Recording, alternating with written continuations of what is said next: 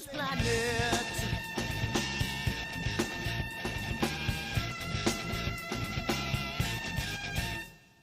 You see it in the papers, you read it every day. The riots and the fire going on in South LA. The muggers and the government, they're all wanting the same thing. They take you for your money, and whatever else bring. Well, I don't think I understand why we're making such a fuss. And I don't think I understand what's come of all of us. And I don't think I understand why we take this world for granted. I just want to get right back to Guitar Players Planet.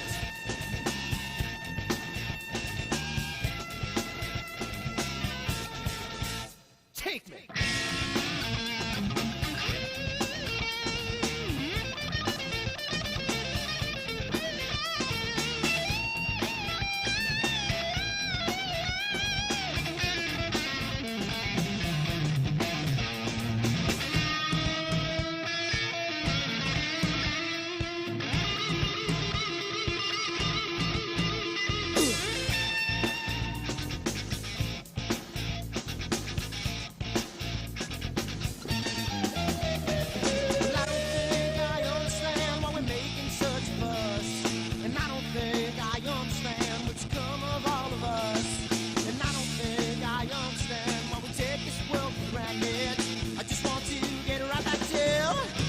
Guitar Players Planet.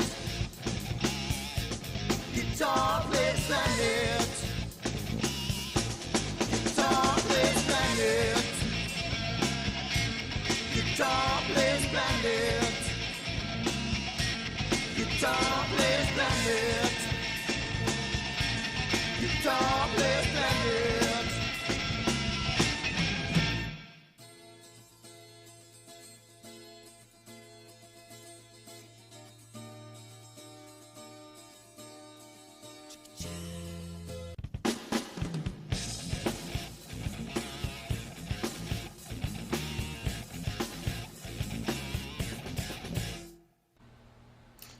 Hey everybody. Good evening, everybody.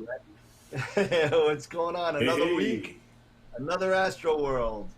How's it going, guys? Good, good. Good. It's Christmas time. It's December. It's nice and crisp. I had to get dew straps. Still trying to find them so I can start defrosting my unit midnight. Don't worry, I'll ship it tomorrow. It's all good. So we are here this time today. of year. It's awesome.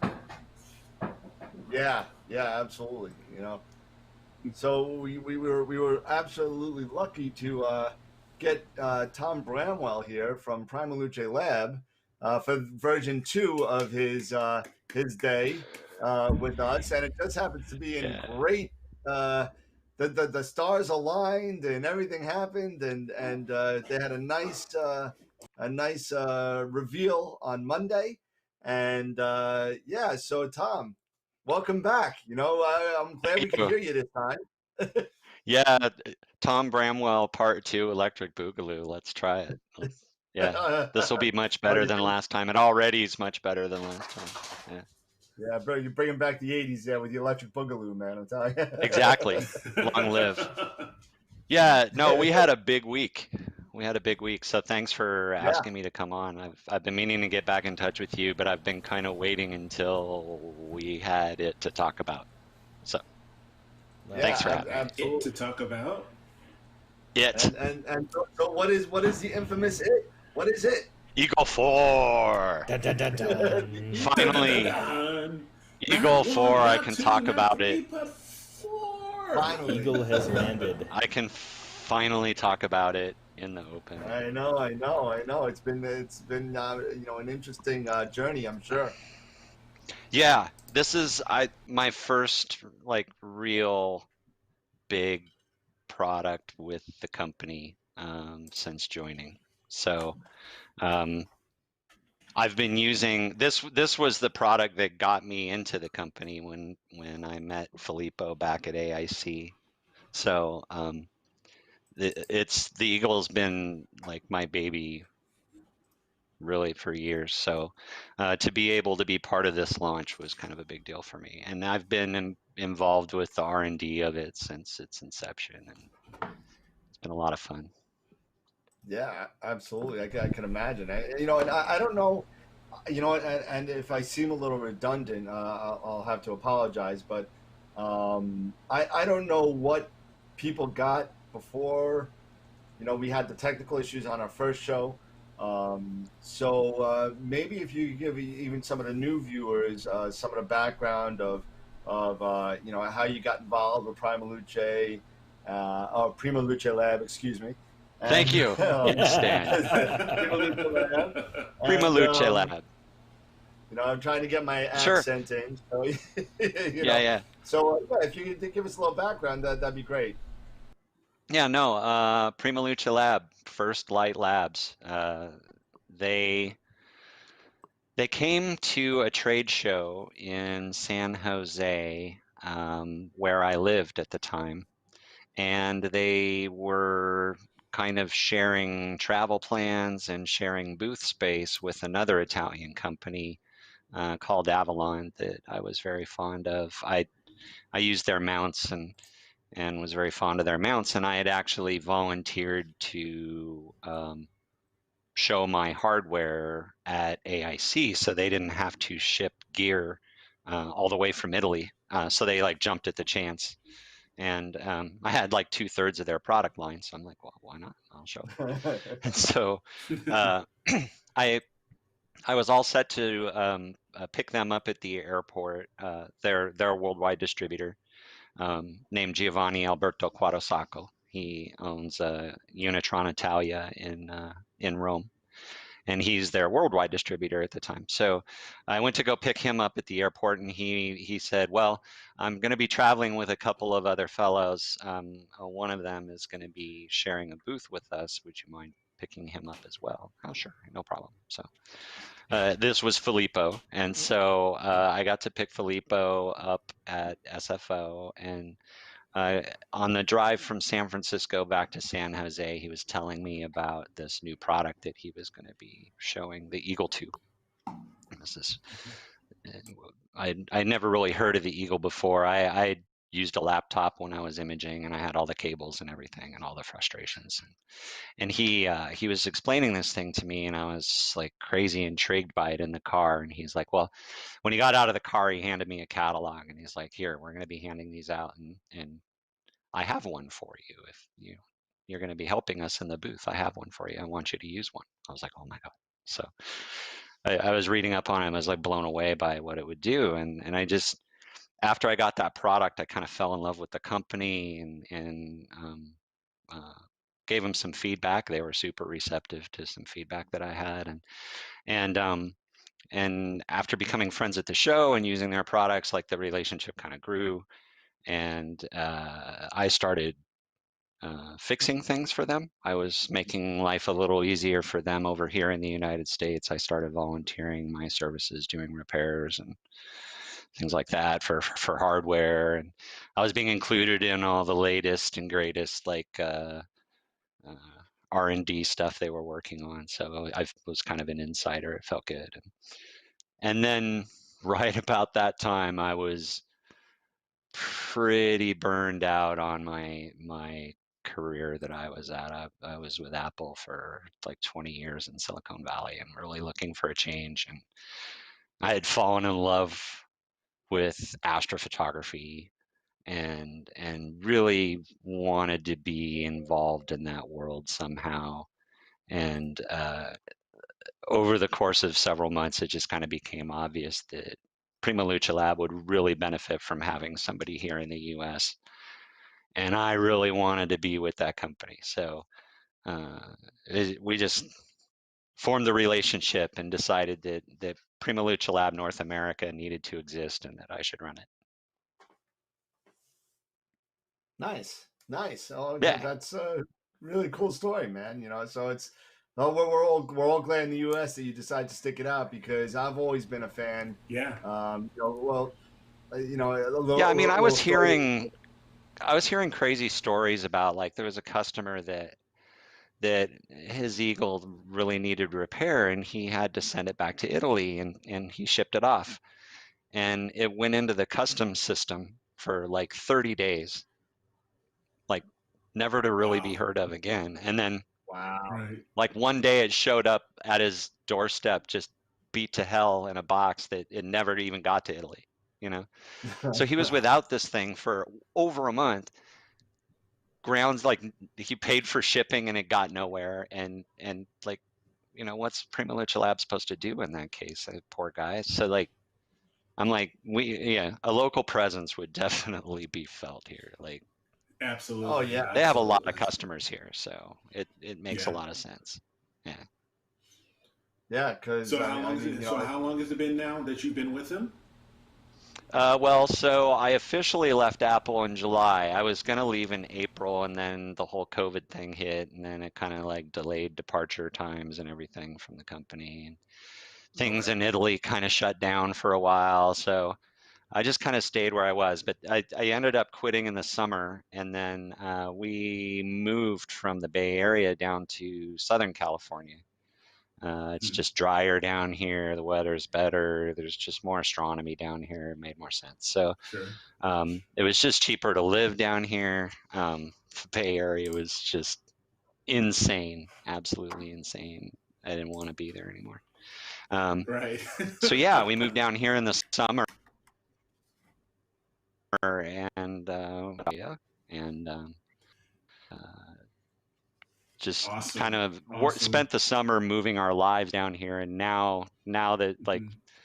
we're able to kind of move around a little bit. We found some good lawyers that speak Italian and English and are familiar with law in both countries to help us with Good. the company transition. So yeah, we're in a good place now. Good. Yeah. Awesome. Awesome. So tell me a little bit about, this awesome new, the Eagle 4.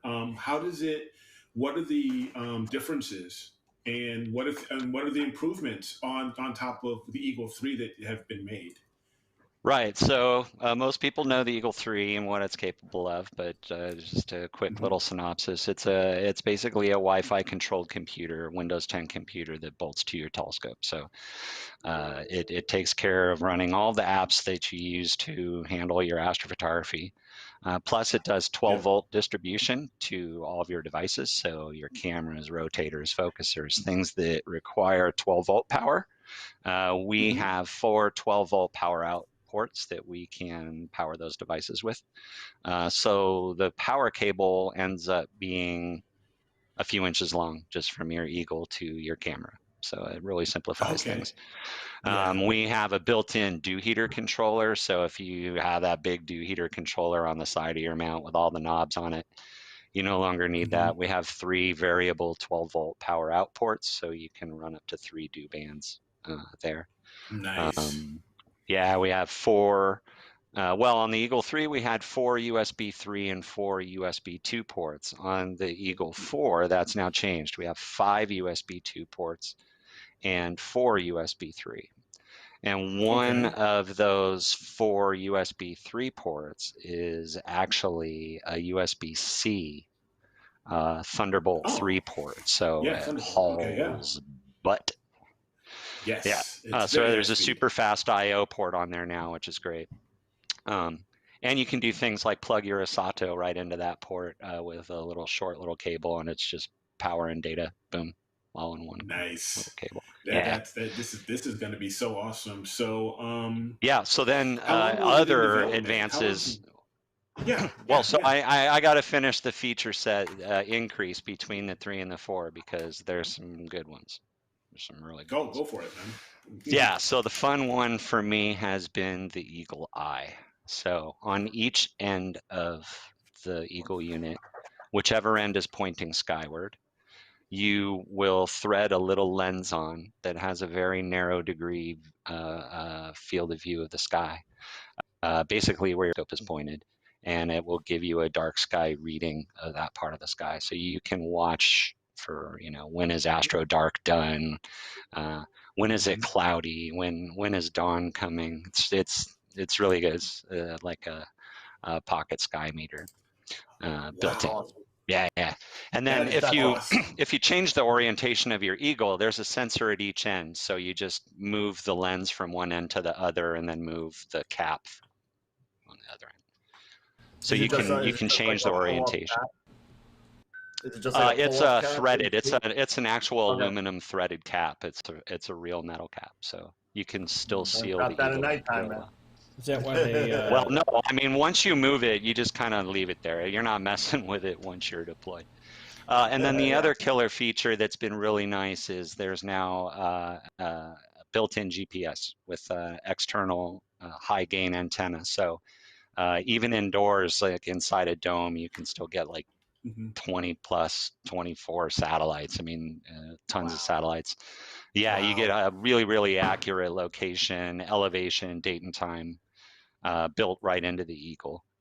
So you no longer have to like dive for your phone and get that information. It's all right there on your screen and It's fed all to right there. Azcom. So Awesome. yeah. Yeah, It's all part of the system. The system knows where it is.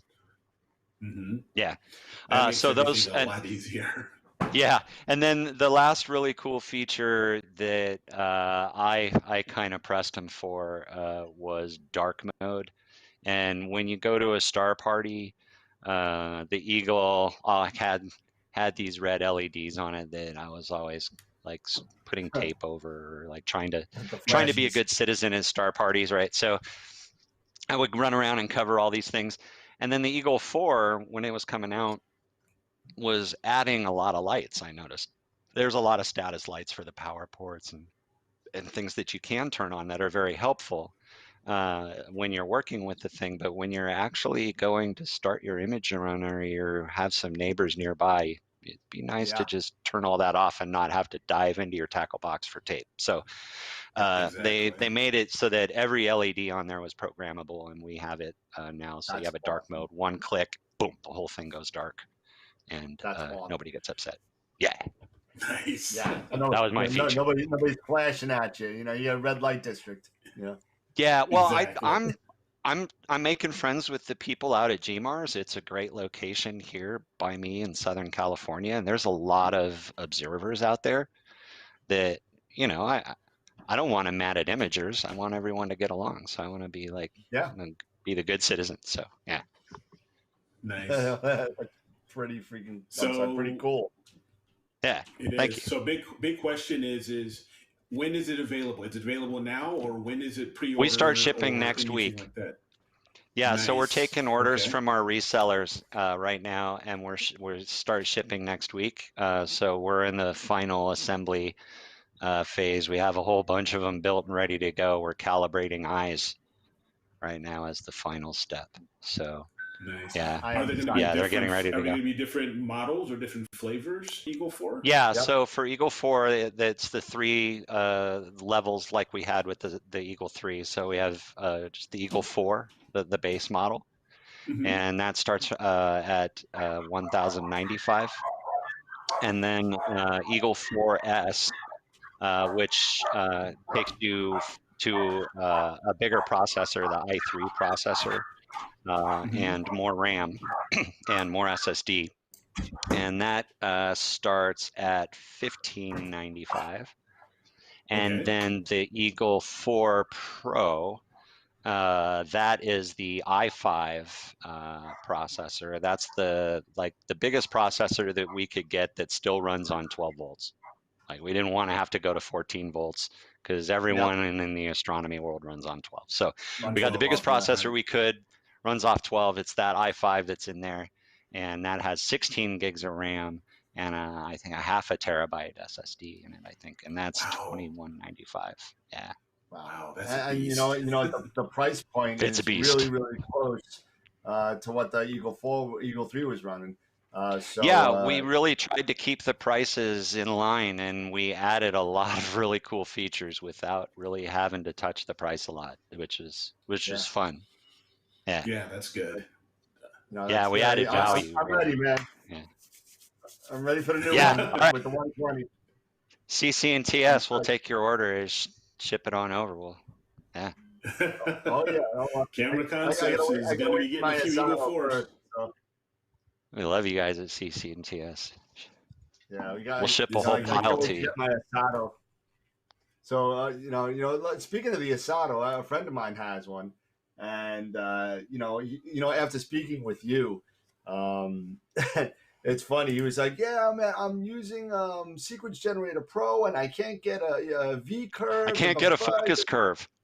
I can't get a curve." I said, "Well, what are you doing?" He's like, "Oh man, it moves a little bit, and then it just goes into a straight line, and it says I can't get it in focus." And here come the dogs, but so I'm like, well, what's your step size at? He's like, well, I'm running at 40. Oh, Said, yeah, that I won't. said 40. Try 400. I mean, what are you doing? Oh no, not even that. My step yeah. size most of the time's like 7,000 something. Yeah, he finally got it up It's to up about there. 5,200, and I said, dude, you're at like 0.4 or 0.04 microns or whatever it is, and Yeah, we move 0.04 micron per motor step. crazy. You need Yeah. thousands of steps to make a dent in a V curve.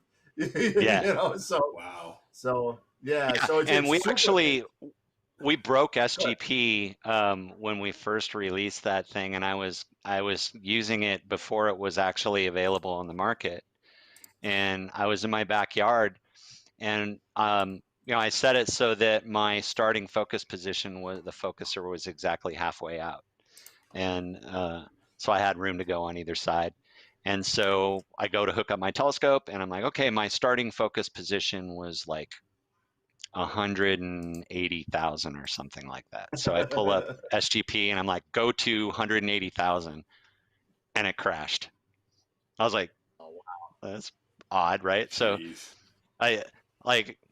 I would pull up our app and go to that spot, and it was all good. I would launch SGP, autofocus would work great from that point, but you couldn't do a go to over 100,000. It would break. I found, I was like, whoa. So I pinged him on Facebook. It was crazy. It was like, I was outside. I think it was like 1:30 or 2 o'clock in the morning here in California. And I was like, hey, I've got a weird crasher.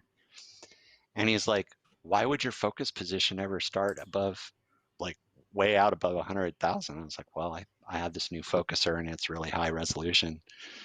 They're like, oh, well, yeah, no problem. They're like, yeah, we actually top out at 100,000. He's like, I'll add a zero, no problem. So they had a fix for me like within a day or something. It was fun. But and he responded at like 2 a.m. I love those guys. Let's see. We got a bunch of people on the chat already. Oh no. Oh yeah, here we go. Mark Ellis said love my Eagle 3 Pro. Apparently, the person that you said that had the bashed up Eagle 3 is on. His name is Tim. He said that was me. Thank you for the repair. Oh, Tim McCollum. Tim's awesome. Yeah. Yeah. Hey, Tim. Mark is kind of freaking out here. Mark's a long time and a personal friend to Jason. He's a long time AstroWorld guy. He's worried about the storage on the Eagle 4 only being 500 gig. Only 500 he wants gig. to know if that storage can be increased because his camera is taking 60 meg photos. Tom, do you want me to tell him what you told me, or do you want to? Go for it. The horse's mouth. Go for it. Buy a USB-C hard drive. They work. Oh my God, and they're so fast. They're so fast. Yeah, we have a USB Thunderbolt port on there. You can even get 1 terabyte Thunderbolt thumb drives even and stick one in there. I even have one that's almost in the PrimaLuce colors. Yeah, there you go. The Prima Luce colors? Prima Luce. Yeah, Dan's rubbing off on me. Got Denitis going on over there. No, you just look at that because you're a VWO well, guy. and this is the 2 terabyte, so there's plenty of storage here, and I know for a fact he owns one of them. Huh. Nice. Well, there you go. Yeah, I mean, we're kind of limited to the size that we can put in there, and we do try and keep the price points competitive. So it's a combination of size and price point there. With USB-C, if you do need more than a half a terabyte internal, I mean, there's good fast options for you. I could be wrong. What was the storage size on the 3 Pro? Was that 500 also? Yeah, yeah. Yeah, I've imaged 3 or 4 projects over a 3-night thing, and I have yet to fill that up. To be honest with you, and I got an S big camera. Yeah, I mean, So over one night or even a weekend, I mean, that would be hard. yeah, I think it's fine. I mean, it's really not an issue. It's fine, and if it is, again, to everybody's point, get a USB-C drive and let it download to that. It's really Yeah, fast. I mean, Thunderbolt it doesn't 3 has really hold been up. fun. Yeah, I'm That's a sure. cool interface. Sure. Yeah, and it's cool too, because in the dark, it's like ambidextrous. You just either way, there's no upside down to put it in, and it carries a ton of power too. Like you can send a ton of power over USB-C. This is why he said he ran out of room during planetary video.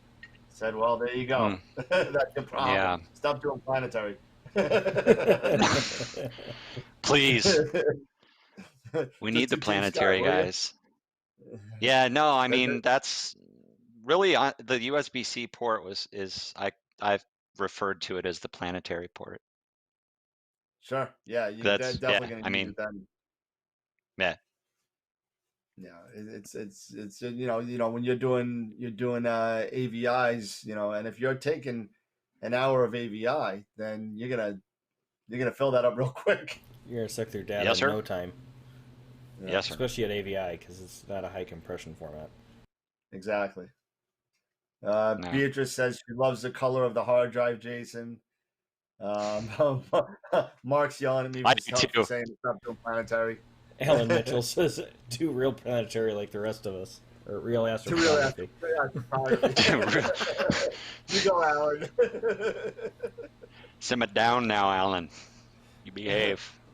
Mark, they do Mark, not sell the drives direct. You can get them on your own through third party. yeah, you get them on Yeah, Amazon. they're universal. Yeah. Alan said, "I'll finally be impressed when your focuser moves at sub-angstrom steps. I want to be able to focus in between the wavelengths of light I'm imaging." Okay. Well, if Omar's listening, he might take that personally. We'll see.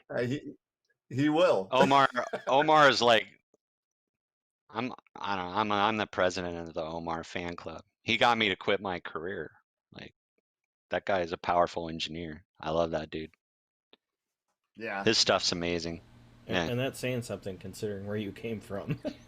Yeah, I mean, I'm a gadget dude, obviously. I Yeah. have been my whole I think we life, all and are. I've been surrounded by some pretty talented engineers in my day, and Omar's special. Omar's a special. I'm glad It's I really work with him. cool when you can surround yourself with people that are innovators that Yeah, can kind of think outside the box and get outside that paradigm that a lot of people kind of get stuck in. And that's one of the really cool things about the Eagle, and the reason why I purchased one is just because it literally transformed the way I mean, I've been doing imaging since film, and I mean, this is just ridiculous how easy it's getting because of yeah, things like Eagle.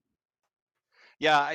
I mean, the whole thing is the thing that's impressed me about them is, and excuse me here, is that they are astrophotographers, right? The whole reason this company was born was because Filippo and Omar were buddies in college, after college, I guess, and they went up to the mountains to go imaging up uh, into the Alps, and they got all the way up there. They drove for hours, and it was cold and snowy, and they got everything all hooked up except for one cable. They forgot one cable, and it was like, I don't know, the camera USB cable. They had to have it, and they were done. They had no, they couldn't. They had to pack up and go home. So actually, no, I think it was the power cable for the mount, I think is what they said it was. So they had to pack up and go home, and so they were like, there has to be an easier way, and so they started making things like just for themselves. Like Omar was a pretty brilliant engineer, and they made the first Eagle to like solve their own problems. And people were like, hey, I want that. You got to sell that. Yeah. So yeah, it just kind of came from there. So like they see all the same problems that we do. They go out in the dark, they experience all the same frustrations and everything we do. And then Omar's like, oh man, there's got to be a better way. Like there has to be a better way to do that. And he goes and does it. And so like if I'm out and I'm using one of our products and I see a better way, or I know something that might make it better, it's brilliant because it like I'll be out at 2 a.m. with my telescope. He's at his office. Like I can ping him and be like, hey, check this out. What if we did it this way? He'd be like, I like it. Done. I'll do it. And he'll send me like before the end of the night. Sometimes I'll have an engineering drawing of it. I'm like, it's like having my own private sick little astrophotography lab that I can have him make things for me. I feel a little guilty. It's so much fun. It's so much fun. Make it now. Make it now. Stay up all Yeah, night and make it's like drawings. it's like rapid prototyping that, it's not like some inhuman robotic thing. I'm like, Omar, I need this answer, and he'll figure it out, or or he'll explore what I suggested and draw it up, and it's so much fun. Yeah, and I think it's really great that you all do astrophotography as well. So you kind of you're tooling with the same stuff that we're doing out in the field, and it's good that you make it practical. Sometimes people come out with things that kind of are a good idea, but just don't really work as good as you want them to work, because they don't do the testing that a lot of people don't do. They don't do a lot of testing with people that actually use the stuff. They test it in a controlled atmosphere where they're in in a controlled room that and they're not even taking a picture of a star, and that's kind of the cool thing too, is that's how we met, right? Where we have a few customers out there that are very dear to me that we take care of with hardware, and we take their feedback because they're so good. AstroDoc, Sure. Ron out there, if you're listening. Yep. Love Ron. He's a PrimaluceLabs supporter, and we get immense feedback from him. He's so patient on things. He tries our latest, and he helps us out at every corner. I love Ron. So like, take his classes. I've taken his classes. I took the last class. Last night. Yeah. It was last night. It was dialing up the detail, and so they were talking about what were they talking about? They were talking about some sharpening, MLT sharpening, TGV denoise, and the month before that they did dialing down the noise, and then they did Pix Insight for newbies. And if you guys don't know anything about it, he also does, along with Warren Kellner. They both do one-on-one lessons if you want to do it in Pix Insight. So I've done it, and I do it, and let me tell you, Ron's classes are really great, very, very beneficial, and like you're not like you're learning from a guy like who, they work on books, like they publish on how to use this, so he knows his stuff. He absolutely knows his stuff, and he's just. We chat every day. The guy's so much fun. Mark was asking, with the GPS functionality, will the GPS and temps play through to like sequence generator? So will that hold so that I've data? been told that they hit Azcom. So Azcom should be location aware based on that data. Okay, so it'll come through that. Nice. Cool. Yeah. Well, it's nice that you can kind of make everything work together, and it's not like a separate piece of software that you got to look at something else. So it's nice where it can fit into all the other stuff that you're doing, especially with things like, does it work with Nina as well? Well, it's Azcom anyway, so it'll work with Nina. Yeah, I mean, I don't have Nina experience. We talked about that on the last show. I need it, but I just did. I am so limited on time, kind of. Of my own system bulletproofed. Yeah. You know, I hear you. I mean, I've been using Sequence Generator Pro for well over a couple of years now, and these two guys have been using the ASI Air Pro and the ASI Mm-hmm. Air version 1. Basically, ZWO, kind of took the industry by storm for a while, and then they said they kind of cornered the market in certain things. But I got to tell you, I bought I my mean, they're Eagle. good at I'll what never they go back. do, right? They have an Yeah. ecosystem and they support it very well, right? So, Well, Yeah. yeah. and I'm cheap, so And- I haven't quite swallowed buying into the higher end hardware.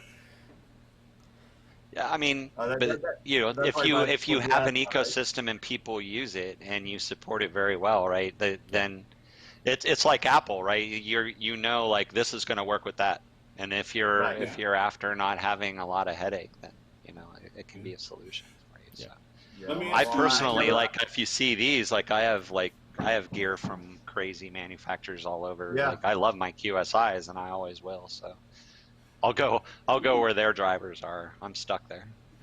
Yeah, and then same thing with Let me. me ask you I got something. stuff from all over the place with either S big cameras or moonlight focusers or whatever the case may be. I don't like being stuck down to one Yeah, something new might camera. come along from another Yeah, manufacturer I want to try or whatever. What'd you want to say, exactly. Eric? Right.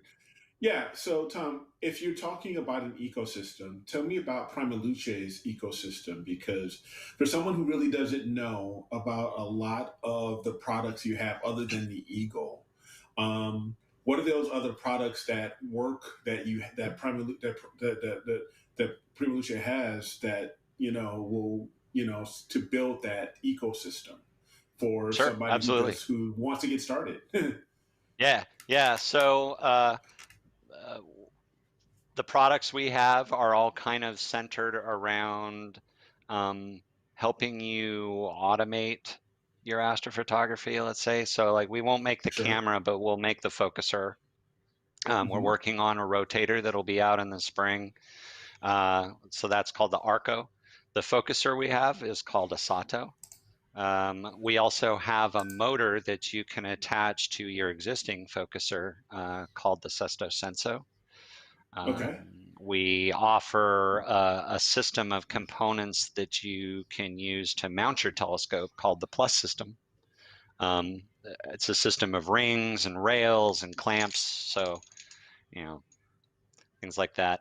Very beefy, no flexure system, all designed, all the holes line up and bolt together into a system. So it's kind of designed to where you can take your Eagle, your telescope, and all of the components and bolt it all together into a rigid structure.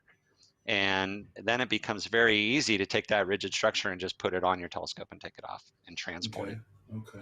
as such. So, because I was looking there that you're a lot of the Eagle, and looks like it's mounted to a Los Mandy dovetail. So I'm assuming that's why you have all the holes on the Eagle. And yeah, we have a like series that. of like I actually most of the time, well, so I should say now my new mount, I'm going to be doing it differently. But before I would use my Eagle actually as a saddle. So I had a Los Mandy Vixen combination clamp bolted to the top of it, and then a Los Mandy rail on the bottom. And so I would just put that thing on, and it just raised my saddle a little bit. And so yeah, my Eagle became a really nice no flexure saddle that had my computer in it. There you go. Nice and out of the way. Yeah. Nice. So now I actually use it as counterweight. Actually, I think Jason had it. You have that photo of my rig? Yeah, I saw the picture of that on Facebook. Yeah. Yeah. So now it's ballast. I just use it as counterweight. And that's Sits awesome. down That's there, all you got to legs. being awesome. Yeah, And that's my Eagle 2 Pro, my very first Eagle that I got from Filippo for free for working at AIC. That's serial number 3. Yeah, that's it. I use it. I'm using it tonight. Okay. It's a badass. I love it. It's a Yeah, bad you tushy. Sorry, I shouldn't say that. get an image tonight. Yeah. Yeah, I got to go out and get that Hobum dialed in. I haven't had the time on it that I need, and I've had an issue, I think, with my guider. There was some flexure in there, and I think I've been doing bad things to the Hobum. So I got it all like fixed and bolted up right. I'm gonna go through it again tonight and give it a real 1.4. Yeah. Nice. That's gonna be That's cool, awesome. man. Can't wait to Yeah, see I'm some excited. pictures. That thing, man, it's like so light and so small, and it slews so much weight for its size.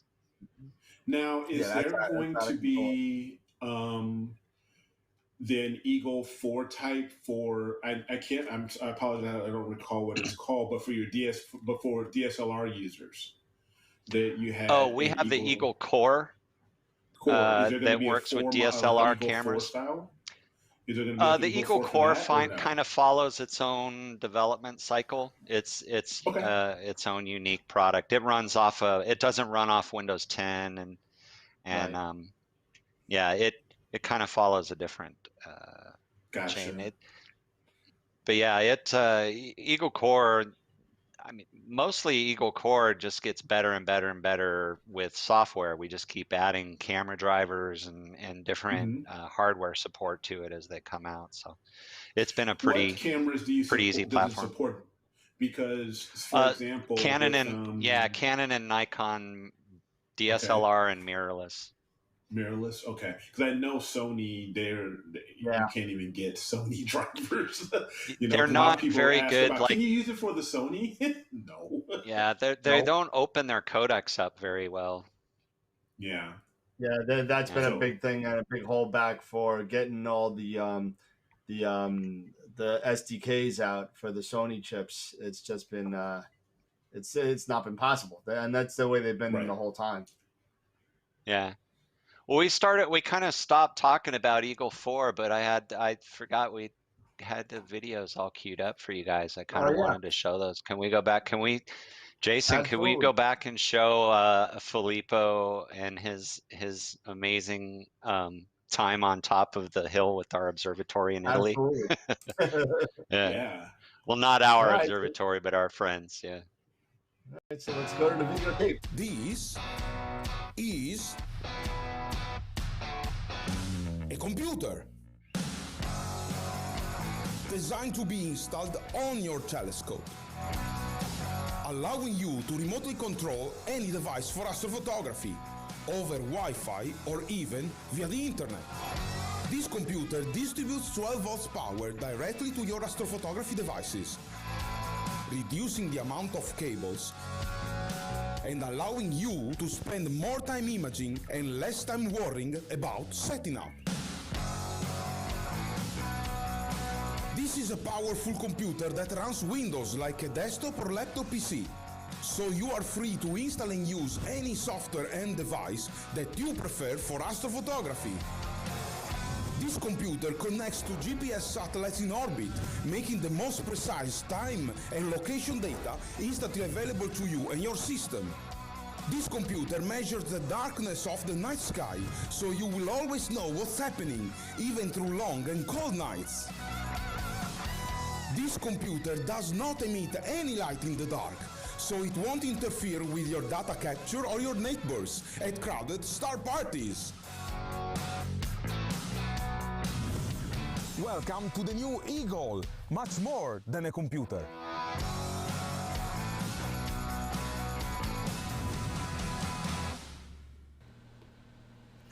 Ah, That's awesome. Filippo. I love the music, man. Music's Love it. great. Love it. Yeah, it came out really good. They worked really hard on that. Yeah, That is cool. that's a great video, man. Yeah, we can actually, if you want, we have that other one where we can show the revolving product. It kind of shows the features a little more clearly. Yeah, you can see. So there's the eye on the end there. So that little lens will thread off and go to the other end there. But yeah, USB, we have USB 3 on each side. And then there's the 12 volt. There's the GPS antenna there. There's GPS. You just kind of lay that antenna down along the side of the body, whichever way is pointing up. Just kind of out of the way. There's cool. that cap I was HDMI. telling you about. Yep. So it's like a threaded cap. Yep. Yeah, so the 12-volt power in moves to the side now on the side of the Yeah, I see unit, that. so it's a little harder to confuse with the power out ports. Yep.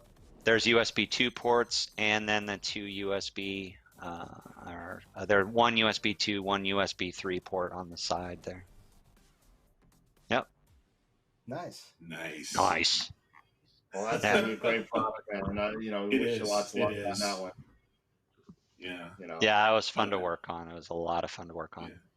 Yeah, I'll launch. admit, I let Dan in on it a little early. He was super good about keeping our secret. I know nothing.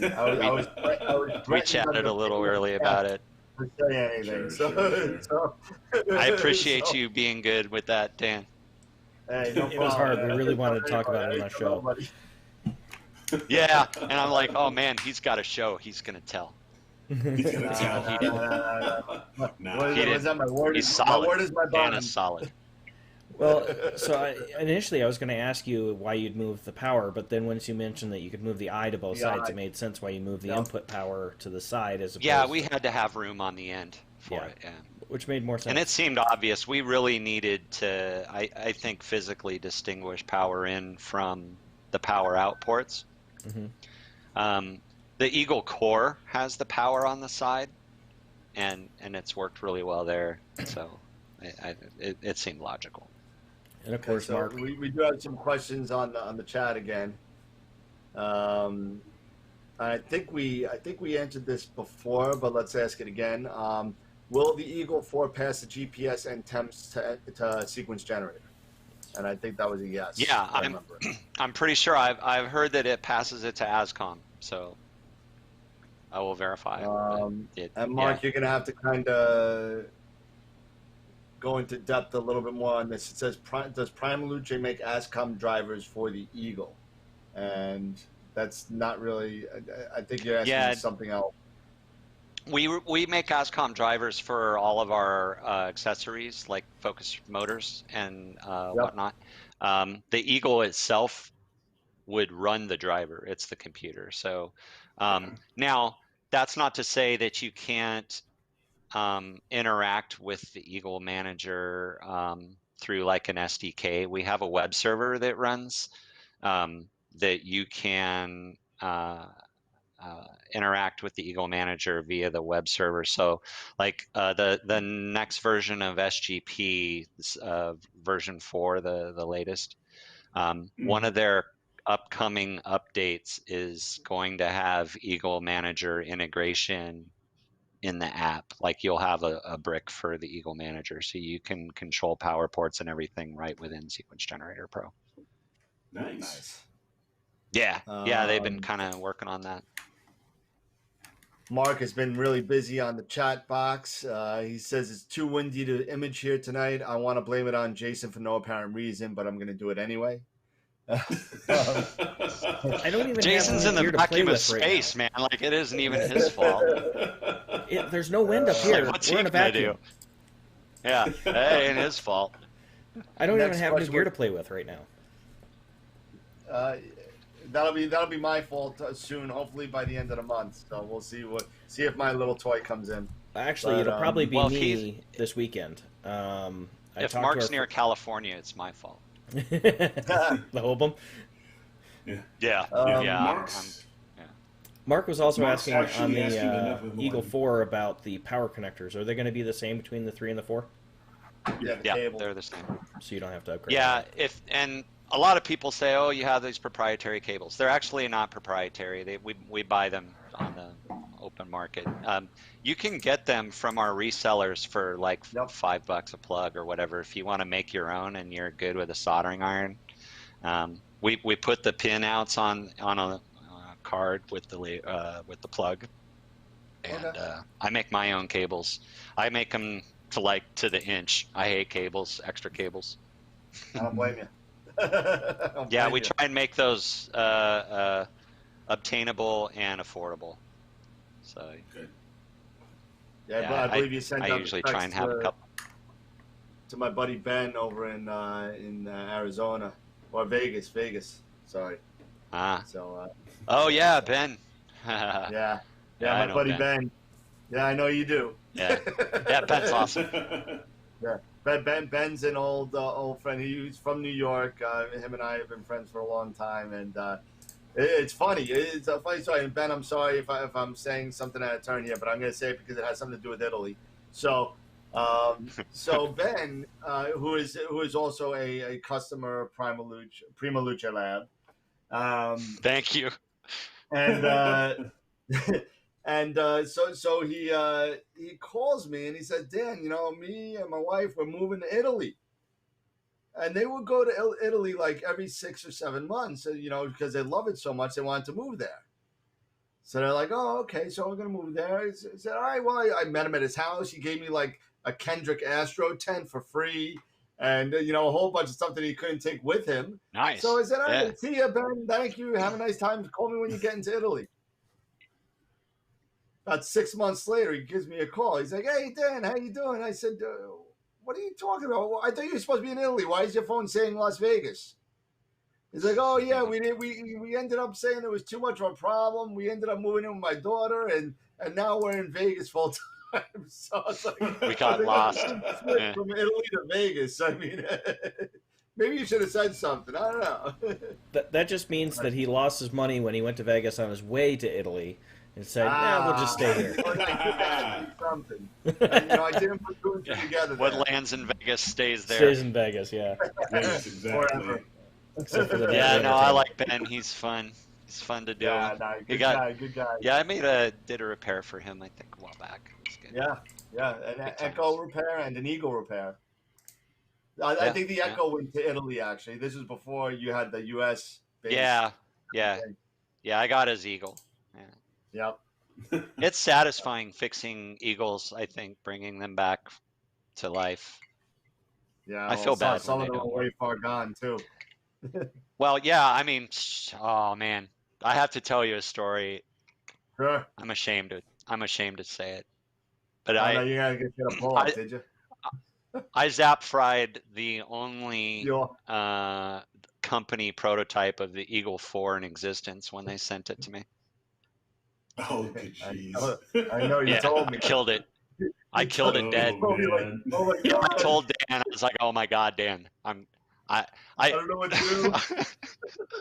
I texted Filippo and I was like, "Oh my God, you're not gonna believe what I just did. Please don't hate me." Gosh. They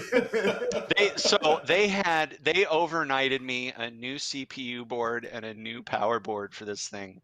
Like, I was fixed less than 72 hours later from Italy, Wow. parts from Italy. Yeah. Wow. Yeah. That had And they totally were not mad. They I told Omar, I was like, Omar, I killed prototype 0001. And he's like, well, what do you mean by killed? And I was like, well, it smelled bad when I was done with it. And he's like, well, that's not good. And he's like, well, let me tell you a story about the time when I killed a 5-meter radio telescope. And I was like, ooh, okay. Yeah, Well, he's like, it happens, man. Like, things happen in the course of development. And actually, the power board in the Eagle 4 now has electronic microcontrollers in it that should have shut down the port before the damage was done. So we took it as a learning opportunity to say, like, well, this should have shut things down. Why didn't it? Right. So yeah, I killed it, but we learned from it. So you killed it on purpose. Yeah. There was a It was intentional, totally intentional. I meant to do that. I was like, check this out. I know this board is broken in this way, and I'm gonna show you. And I'm gonna fry this guy. My wife was like, she knew something was just instantly wrong when she saw me, and I was inconsolable. I'm like, oh, this is bad. This is really bad. My first week on the new job, and they're already going to fire me because I fried it. It wasn't my first week, but it was like, I literally had this thing less than a day before I killed it. I remember getting that text message from you over Instant Messenger. It's like, You're not even gonna believe what I just did. Yeah. Yeah. The name is Dumas.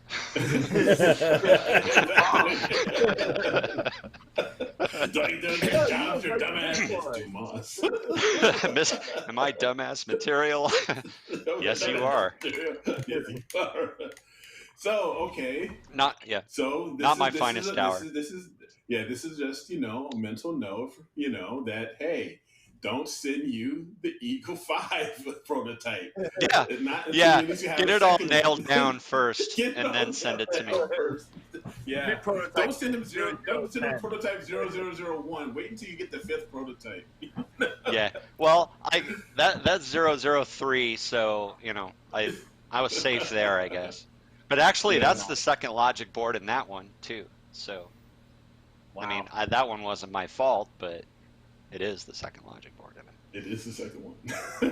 It happens. I mean, like, I use these things for R&D. Like, I'm constantly like, I'll crack cases open and pull boards out and move things around, and it's like, wow, it's hardly, If somebody ever asked me, do you have any old Eagles or anything that you don't need? I'm like, oh, you don't want to go there. You don't want to. You don't want the old one. You don't want they're Franken Eagles for a reason. Yeah. Hey, you keep on pumping out those good products, man. It's gonna be future's bright for Primaluce, I'll tell you. Yeah. I mean, we feel the love right now, and it's the pandemic's been hard on really everybody, but we've been very blessed that the backyard astronomy community is very, very vibrant. Yeah. And there's everybody's selling everything they're making right now, and it's kind of heartwarming that people have kind of turned back to science and knowledge and discovery in these times in their backyards. I love it. You know what? That's the thing that I'm always having conversations with the guys about. It's like, this is just amazing, that it took something like this, to get us away, from all the other mess, and just to, take a look at what we already have. It's just it's been there this whole time. Yeah, it's been this whole time, and then all of a sudden now. It's crazy. We talk about this quite a bit on the show on how the effect of COVID has really not turned things around, but made it more, I guess, more of a bigger hobby and a love for the night sky now that people are wanting to just kind of stay at home and not deal with people pretty much because of the situation. And it's the perfect hobby for loners. And then I mean, but the other thing that's cool too is that the online communities become so vibrant just because you can't socially interact in person really at star parties anymore. So now it's like it's all online in these groups, and you're talking with astronomers on the other side of the world that you might not have talked to before. Exactly. Sure. Well, yeah, absolutely. I mean, we got Simon Lewis, who's from New Zealand, that's been on the show a couple times. Ron has been on the show twice. We've also had Sean Nielsen from Canada, which is right down the block from Ron. Well, yeah, we got Tim, who started this whole thing off with me over in the UK, Tim Cowell.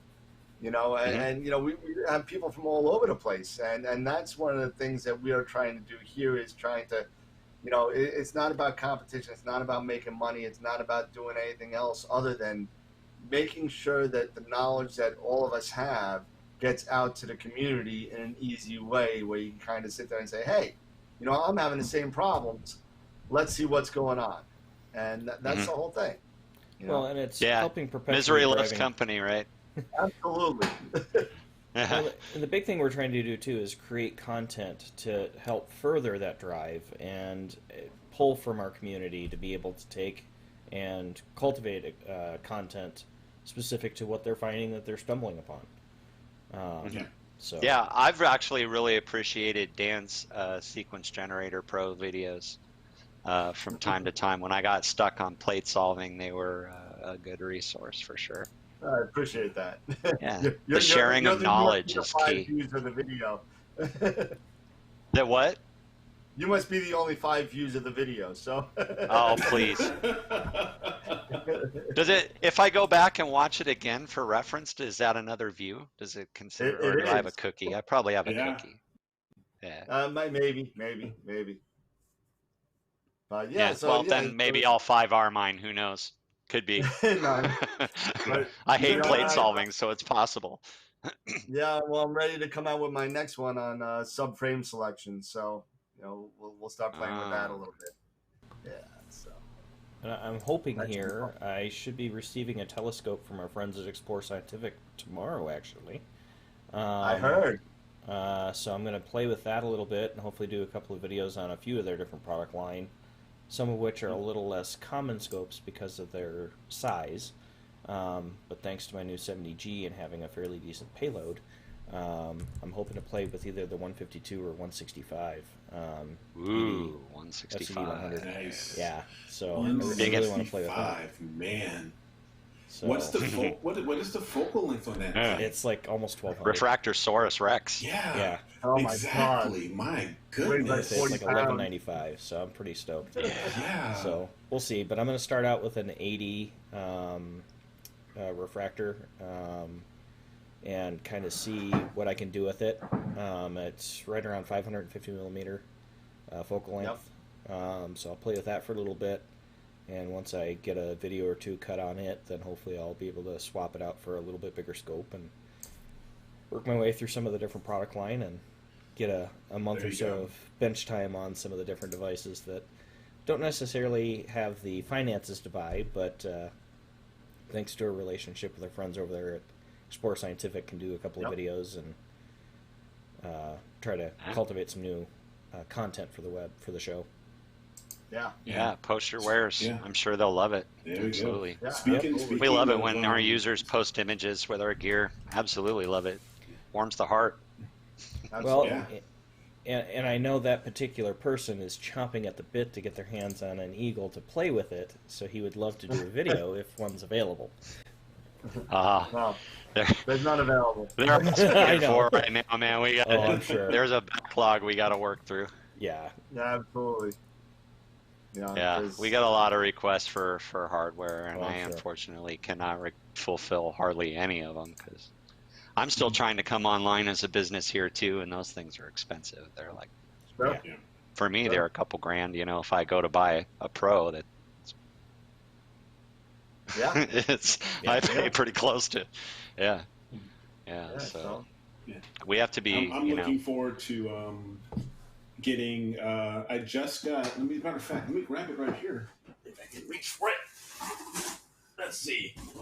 That box is open, so the clouds have already been let out. So the clouds have already been let out. Release the clouds and the wind. I released the clouds. Release the hounds. It's new. Cooled. I haven't even had a chance to. The wrapping and everything is in here, so it's in its little ZWO cozy. It's got this new camera smell. It's nice. There it is. The camera couche. Yes, the 294 Mini, not Mini, but the Mini. Pro. Not a Mini. This is a big one. Yeah, that's definitely not the Mini. The 294. Yeah, definitely not the Mini. 294 the Pro. So the monochrome of the 294. I've got the 294 MC. Eric's gonna do narrow band. Eric's gonna do narrow band. It's time. It is time. So you've been making fun of me for a year now, man. Yeah. So submit. It's just because of your S big. So big up to Tyler, who's this is on loan to me, and I have already some LRGB and narrowband filters for mono. They are the 2-inch variety, and so I am waiting for the a new filter wheel. It's a 2-inch filter wheel. It's a 7-slot 2-inch filter wheel. And then I'm gonna go after. You make pizzas give on it a that try. thing. Hell yeah. Oh yeah, it's gonna be huge. The It's huge gonna be a filter big wheel, boy. 7 It's gonna be a big position, boy. 2-inch filter wheel. It's The filter wheel's massive. like this big. Yeah. Damn. I was gonna say, is that gonna have to be like the old slide projector where it's gonna have to? Don't put that on the Yeah. Ka-chunk. Ka-chunk. Shit! It didn't drop. Which one was it? What was it? Oh, it's right here. Oh. Like, the filter wheel turns and you can see the whole scope go. Yeah, like, He's gonna need that Hovum it's like- 350 it's or like- 360. It's like, okay. And I'll be looking like, okay, it didn't fall. Okay, good, it didn't fall. I'll be waiting for it to switch. And it just leans over. Talk The about filter pause wheel in guiding on motion filter tends to change. stay in motion. Oh man, Exactly. it's gonna be a monster. Don't put that on the Yeah. front end of the lot, man. Well, and Yeah. then $14,000 later, once it's full of filters. Yeah. Yeah, goodness Yeah. gracious. Astrodome. Wow. It's Just don't buy chromos, whatever you do. 3 Yeah, no, nanometer, just don't buy 2-inch. Yeah, right? Yeah, exactly. So now I'm going to be having this 2-inch filter wheel, so everything's going to have to go 2-inch. But, hey, when I don't have to worry about vignetting, I won't have to worry about that. Now, are you But, going mounted or yeah. unmounted on your filter wheel? They're mounted. Mounted. Yeah, they're mounted. Oh, so you got M48 So, thread. You can actually just thread them right Yeah, there. you can actually get them. You Nice. throw them right on. Yeah. So it'll be cool. It's going to That be opens really up a darn ton cool. of filters for you, actually. So, yeah. Yeah. So I'm looking forward to it. I'm just waiting. You know, I'll get the EFW and get everything everything up and running. And yeah, I'm looking forward to it. I've already got a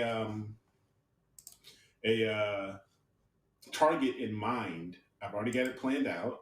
My first target is going to be the Fox-Fur Nebula, which is which is right there in the Christmas cluster, in the Cone Nebula cluster.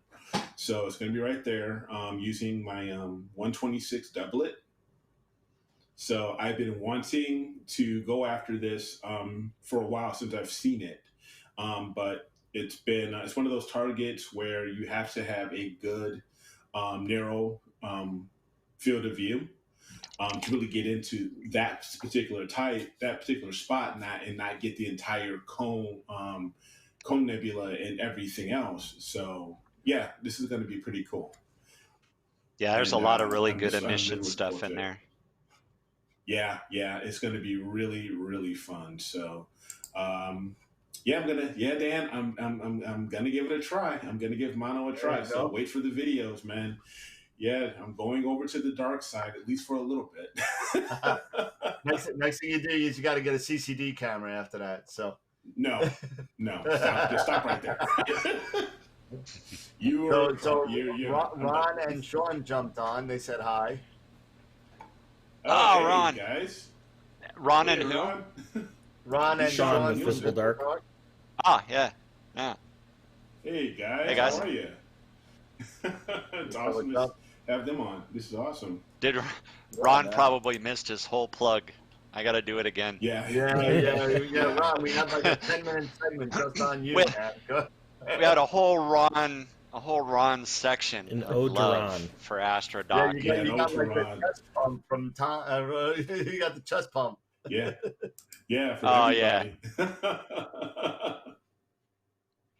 Ron wants to know what you So, said. It's been. Oh man, yeah, nothing good. Got to go back and watch it, Yeah. unfortunately. So big ups to Sean. I have actually, along with Ron, because I've been doing a lot of his masters of Pix Insight and learning a lot from that. But here, I'm going to share my screen here really quick, and this is something that I worked on just a couple of days ago. And let me just share my screen here.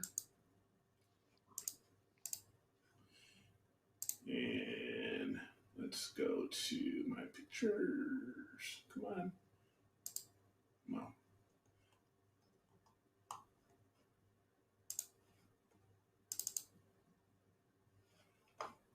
I don't know if you guys can see that. Yep. This is my first attempt. Mm. This is basically with a color camera using this is with an Altair Astro quad band narrow band filter, and this is of course this is Rosette Nebula, and this is with doing the what we call the quasi or the pseudo SHO, but with a color camera, which it's one of those things that us guys who are using these color cameras and these multi-band filters now, we're starting to tinker around with this stuff to see how close we can get to our monochrome guys, doing the Hubble palette. So so this was basically from that is because here's the original. That was the original, and this was. And everything, thanks to Ron and Sean, I did this pretty much all in PixInsight. Yeah. So Nice. I'm starting to get really comfortable thanks to these guys with PixInsight and learning a lot. So big ups to them. And and so far especially this image here, the original, it seems to be well received from guys over in Astroband and Facebook. So I really appreciate their support.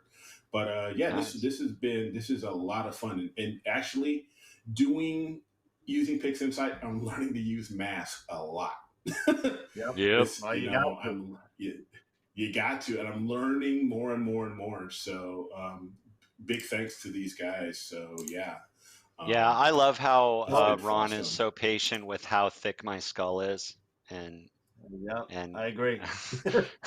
yeah, so I sent Jason a couple of, so I think it was my last two images that I worked on with the AstroDoc. I'm grabbing them. I'm going to maybe try to you pull can them in put here real 'em quick. Maybe, yeah. Sorry, I threw them at you last second there. That's There's all a right. Running It just Man takes a and an minute. M31. Yeah. Okay.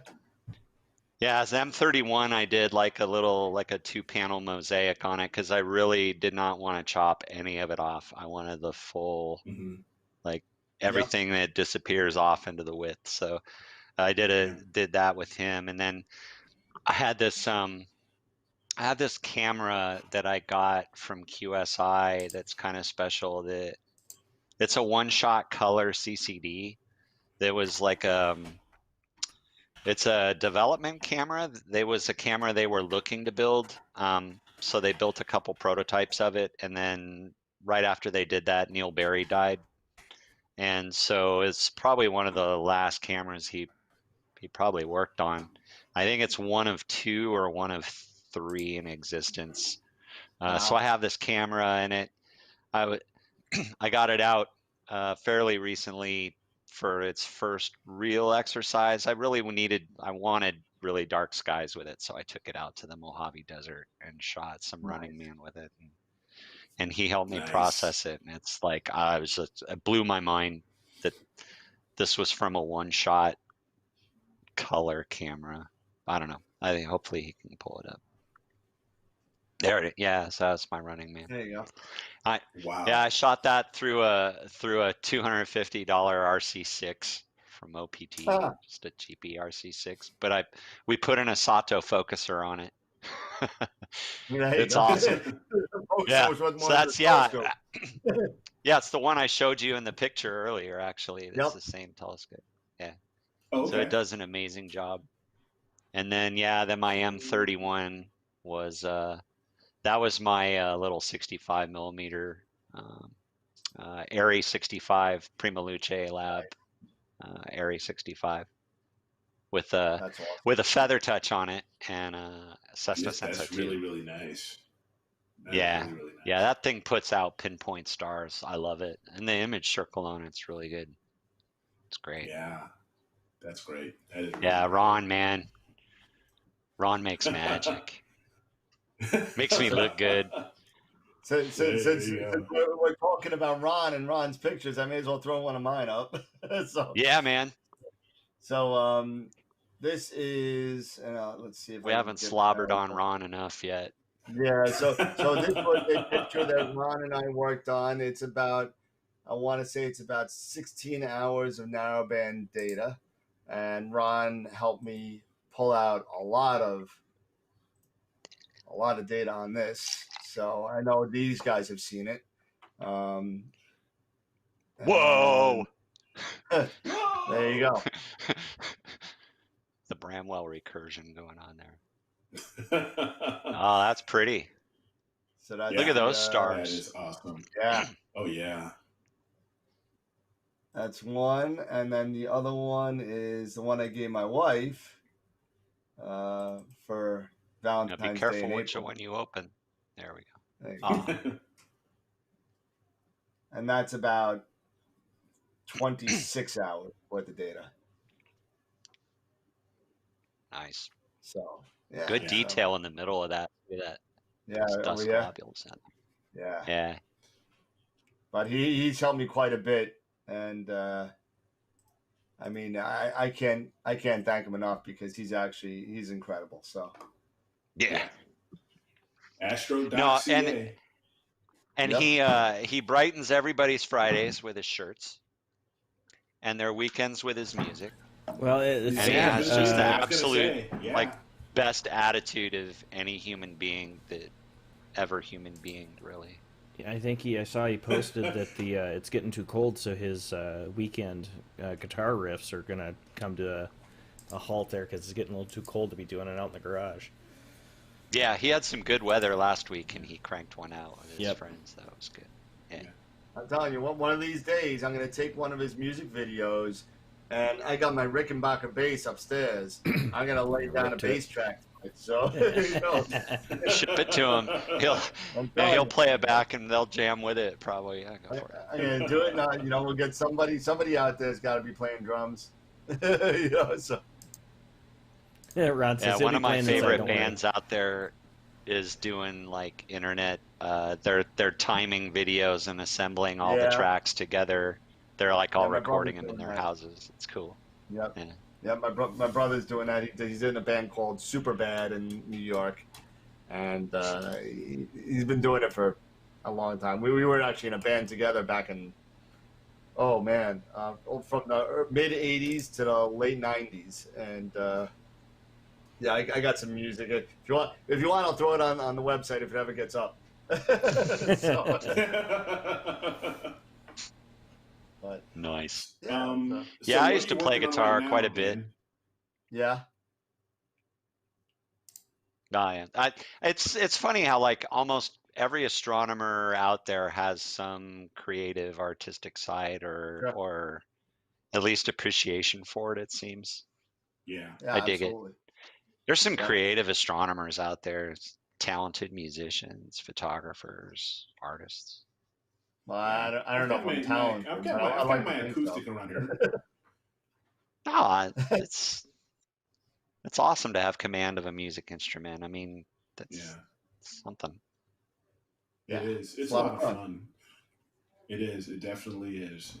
So, Dan, what are you working on right now? Because I know you're working on something right right now now. at the moment, let's see if I can bring it up, and it probably, let's see, right now, Tom's gonna have to go refill. He's running low. yeah, Yeah. I'm already done. Like I said, I don't have the alcoholic machine that Dan has. Stop it. It's called a bartender's assistant. Oh. The Enabler 1000. 2000. Yep. He got the upgrade on it. Yeah. So let's see. So what I'm doing now is not that much longer. Let's see. Where is it? Oh, I gotta go over here. There we go.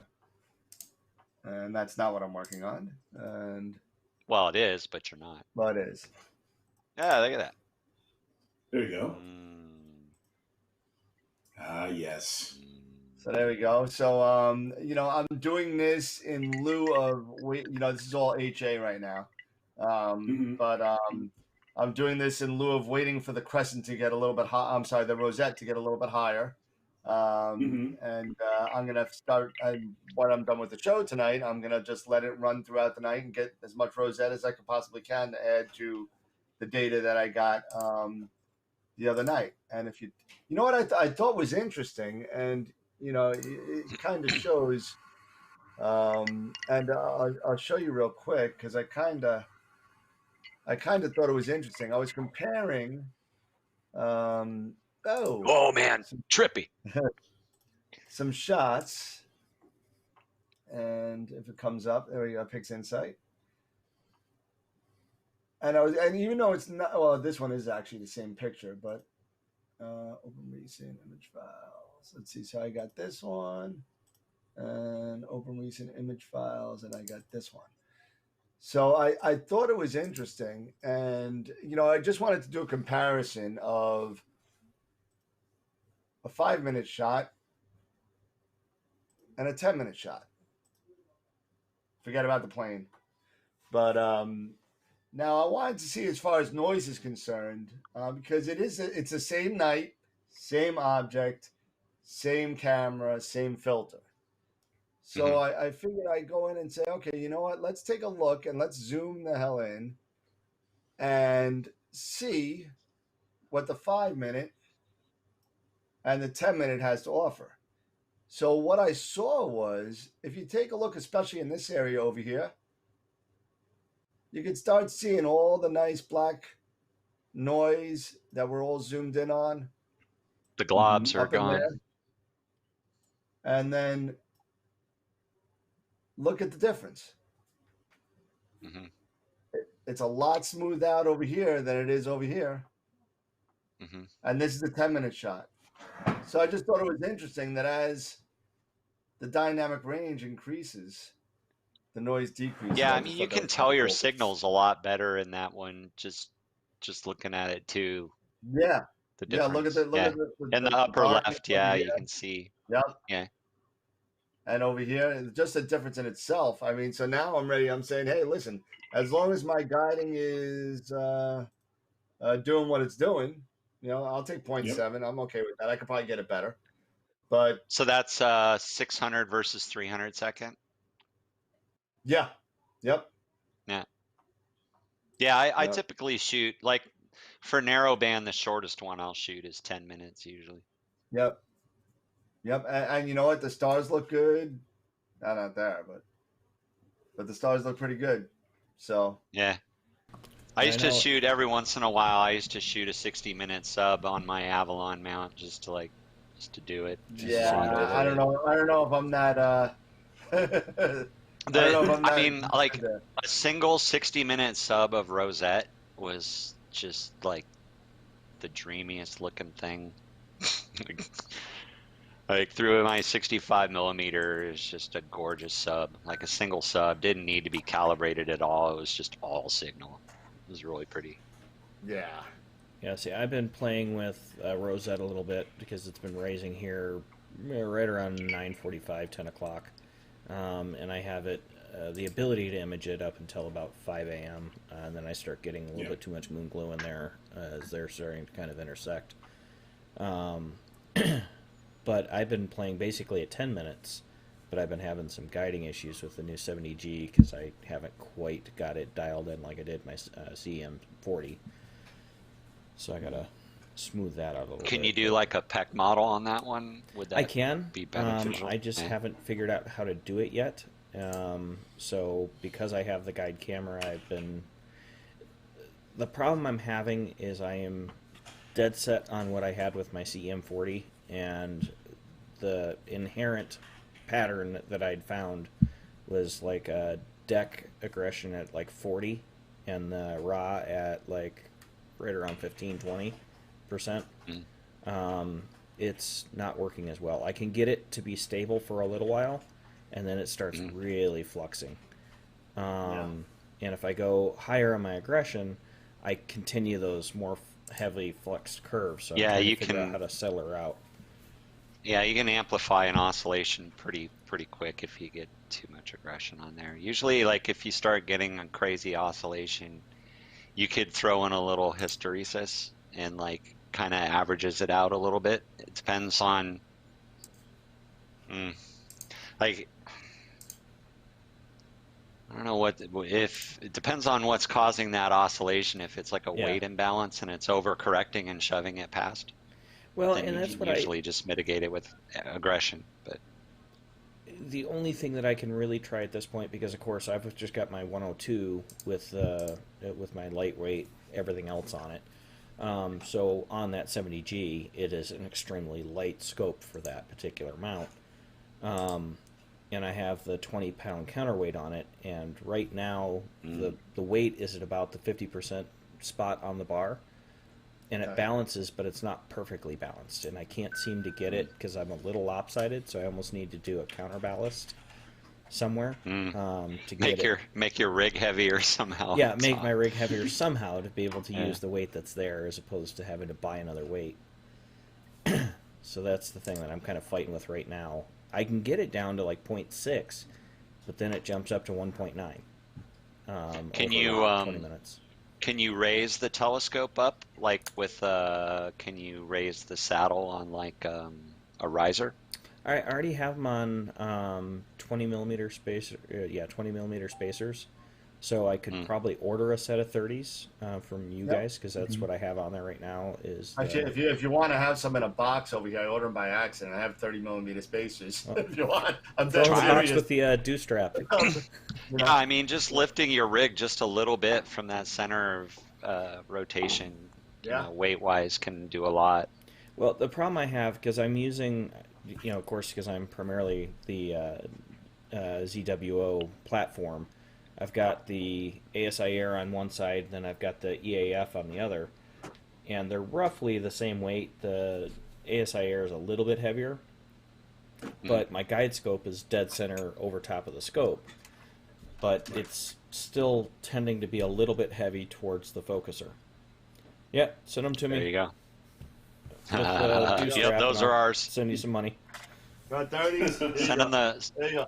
Make sure you send them the bolts. The bolts are important. Well, the thing is, I can't use the bolts because the bolts are too long. So I am using the. Right? What was that? You have the bolts, right? You have bolts, right? I have bolts, but I don't know if they'll be long enough for that with the 30. Yeah, you need. I mean, they got to be 10 millimeter longer than what you have, right? Yeah. So. I got 40 millimeter M5s. I think I got. I could send them to you too. Yeah, there's also an Ace Hardware 10 minutes away. This is my closet of goodies. This is what it is. I got like everything in here. When I get stuck on an integration, can you dip into your closet for me? I'm telling you, this is ridiculous. I had to buy a closet, and I got like all this stuff in here. The MacGyver shed. Well, I was talking to him yesterday, Yeah. and I'm like, man, I'm looking everywhere trying to find a dew strap because I want to put at least a dew strap on the imaging. I don't care so much about the guide scope at this point. I do eventually want to find one, but right now, because of the way everything is, everybody's sold out of dew straps. Oh yeah. So he's got a 5-inch that he can spare for now. So I'm going to get that to at least get the main imaging scope to not get dewed up. It's not bad, but I can really see it on my guide scope, especially right now after about 11:30 when that temperature really drops out here. Oh yeah. No clouds. Mm-hmm. It's just a constant haze. And last night It still kills me that you have moisture in the desert. I think. Well, that's right. Well, so the farce. problem is, people take and have this false conception of what the desert is. We are actually a subtropical desert, not a Saharan desert.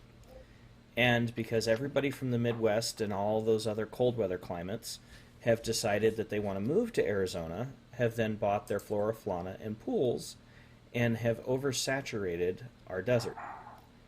Yeah. Proof and concept, there's 5 houses that touch my property, and all 5 of them, not myself, have a pool.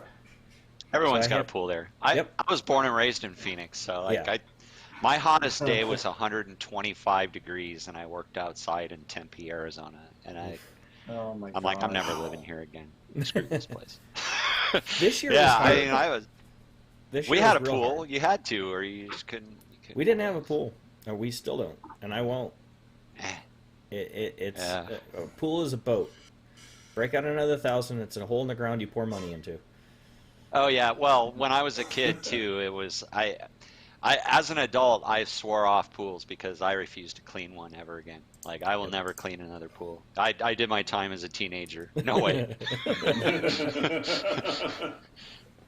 No, and like my wife and Yeah. daughter really want one, and I'm like, we have friends with pools. The same reason why I have Yeah. buddies that have boats.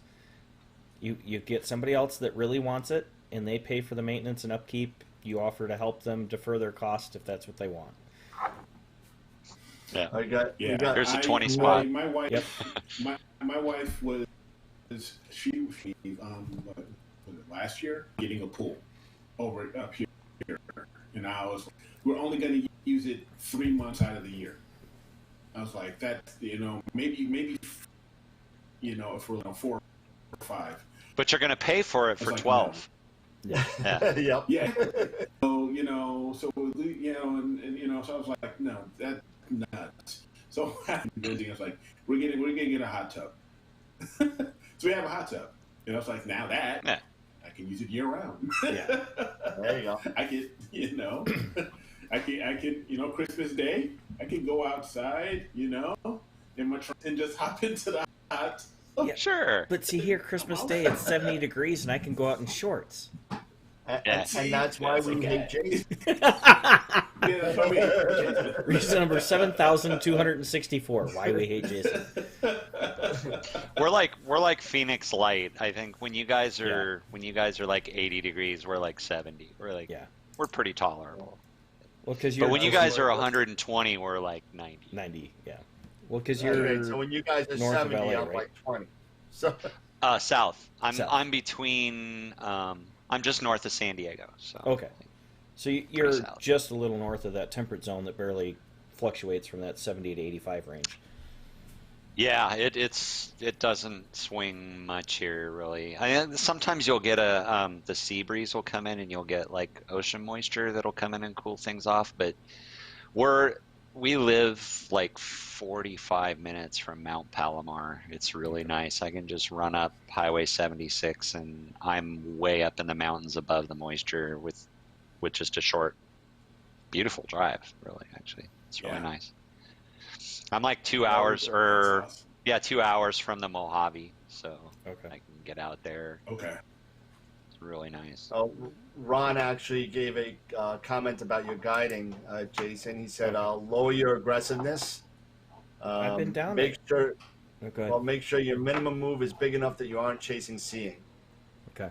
If you do have an imbalance, do a slightly east side heavy. East side heavy. So, Okay. yeah. Or if you're chasing seeing, go up on your exposure time, like one. If you're Well, shooting like I a was 1 at- second shoot. I was second at 2 and a half. seconds, and I'd taken it to 3 seconds because we can basically go 1, 2, 3, or 5. I don't have quite the flexibility that the PhD does Yeah. because it's all inherent in the environment with the ASIR. Yeah. But I've been fluxing between 2 and 3 seconds, seeing if it changes. But like I'd gotten my guiding down to, I dropped it to 20 and 15 raw on deck, and it would smooth out for a little bit. So that's why I think I have a weight imbalance that's starting to kind of rear That's its ugly possible. head. Yeah. So, Yeah. It's just think- trying to fight too hard against that, I think. yeah. Which And then it changes over the course of the night too, as you As go it up and over the changes. meridian, right? So it's Yeah. how hard it has to work to overcome that changes. It's like a Well- moving target. And the nice thing is it's a really lightweight for the mount. The mount's capable of 70 pounds, and I have maybe 18, 19 pounds up there because I'm running a Okay. carbon fiber scope with hardly anything on it. So I mean, the It's entire bored. rig- That's yeah, what the it's problem really is. bored. So the only thing I can do to kind of defer this is, like you're saying, move the weight further away from the plate, or take and get a lesser weight so that I can lessen the amount of ballast that it's Right. fighting with. Because right now it's got a 22-pound ballast on there, which is more than the weight of the scope with all the hard accoutrements on it. So Right. the fact that it was at about 50% on the bar kind of surprised me. And we got No SGBJTV. Don't know who that is, but he keeps. I guess he's been here before because he said this is my favorite day of the week. So thank you, No. Appreciate that. Keep coming back. Mark chimed in about pools. He said pools are a bigger money pit than Astro. Oh yeah. Agreed. But Yeah. hey, I've never had a pool. The closest pool that I've ever had was the kiddie pools that you put water in from a hose, and that's it. You're better off. But, Yeah. I'm not a water guy, to be honest. I don't like water so much, Although my favorite type of transportation is cruising. I just don't like to. I was never a pool or beach guy. It never was. Well, and like for me, I moved to growing up, Oceanside, and I don't like the ocean. So Nice. when I grew up in the Midwest, up in Metro Detroit, all we had was really city pools. There were a couple of occasional friends that had the 3-foot tall aluminum pool, the 20-foot aluminum pool in their backyard. But hardly anybody had an in-ground pool until my aunt and uncle moved down to Indiana, and then they put one in. And yeah, we loved it as kids, but it's one of those things where, especially in the Midwest, you've got a 3-month window that you can use it by the time it finally gets warm enough to get in it. And then the rest of the time you drain a third of it off and you put a cover over it, and then you spend another month and a half trying to get the chemicals rebalanced, get it clean, and get it up to temp that you can feel comfortable getting in it again. So yeah. I remember in Arizona, our pool was actually so hot it was like bath water. I remember my dad planted trees at the east end and west end of the yard just to block the majority of the sun from it, because like we had the coolest pool on the street that actually would cool down into the 80s or maybe even the 70s, and it would feel refreshing, but like everybody's pool was like taking a hot bath. It was just like, this isn't refreshing at all. It feels gross. Two of my neighbors actually figured out that by using, we called it a pool pisser. It was part of the recirc system that would just put a stream of water back into the pool. But by aerating it and making it go airborne, it actually dropped the temperature of the pool about 5 to 10 degrees. So we had 2 more of them, and we were able to drop it 15 degrees and make it not bath water. Yeah, you get a lot more evap loss that way, though. You're adding a lot of water to your pool that way. Yeah. Yep. Wow. Give or take, man. Yep. Yeah. You just can't win. Not in the desert. Nope. It's not free. That's okay. That's okay. I guess I'll take your word for it with the pool. Yeah, I'll take. Yeah, that's okay. I'll take the Astro money pit over a pool money pit any day. Yeah, I agree. Yeah, I agree. It's way more fun. Yeah, it is way more fun. Well, and depending on what your neighbors are, there might be a heavenly body in that pool too. So they're trade-offs. If you're peeping over your neighbor's walls, if that's your thing. If that's okay. Well, yeah, I'm not saying I do it, but well, yeah. That's what you bought that spotting scope for. I knew you had be done, to, I guess.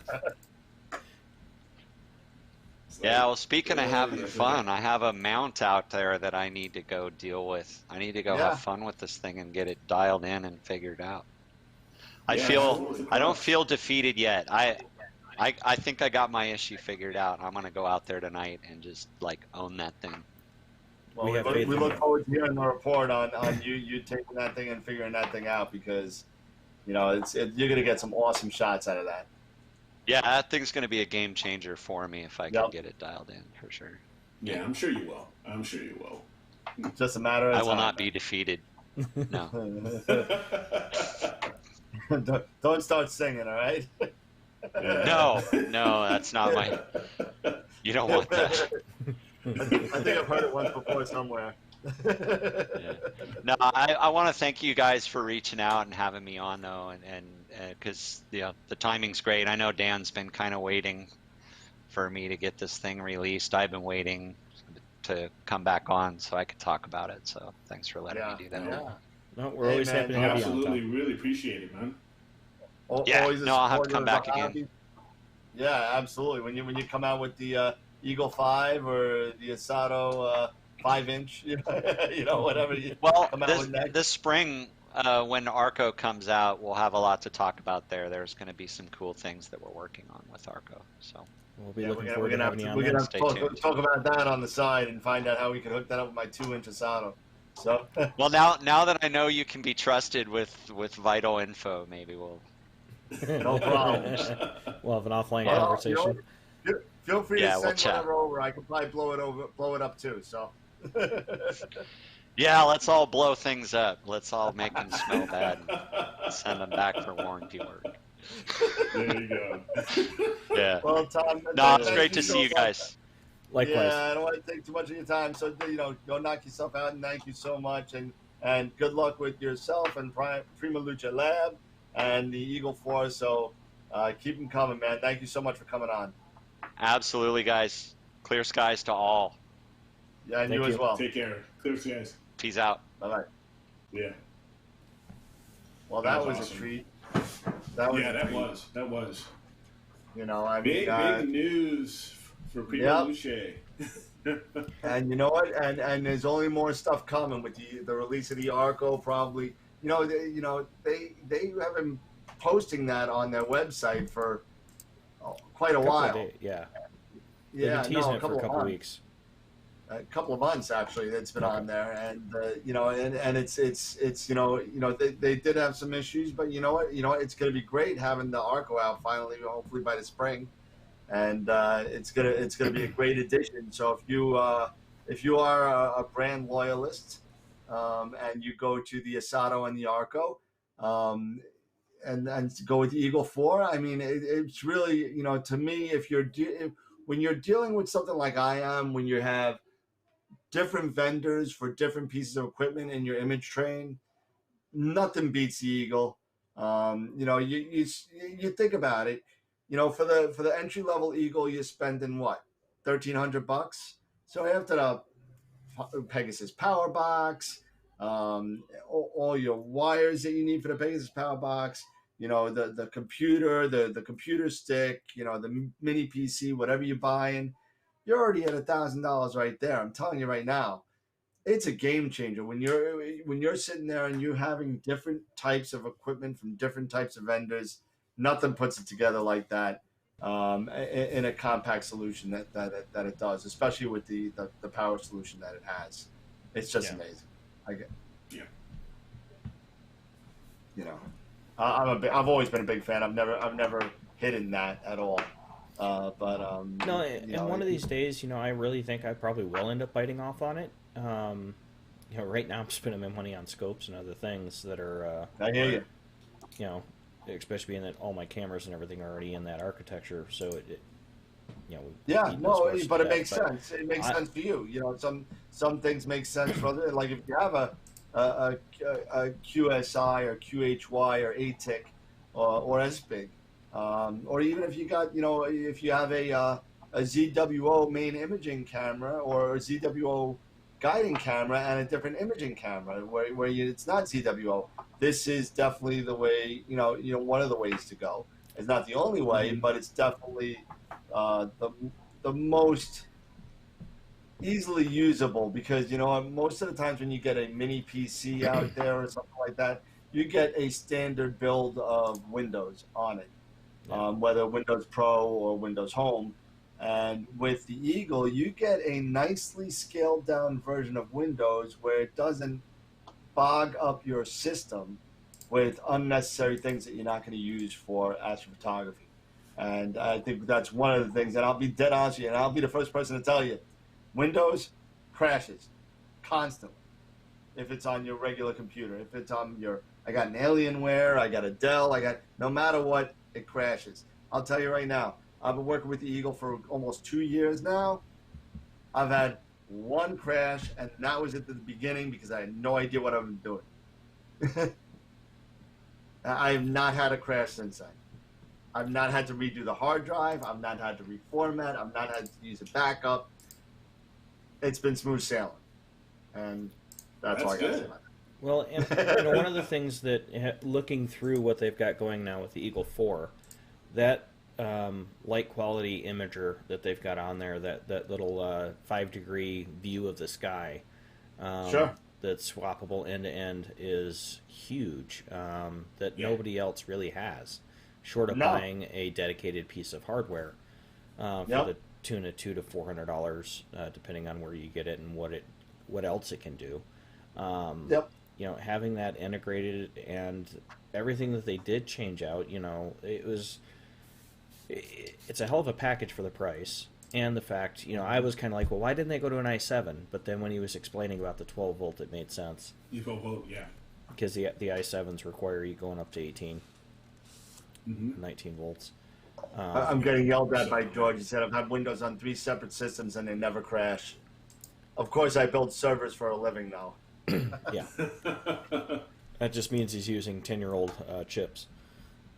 Yeah, well, hey. Those Xenons, man, they are workhorses. They are.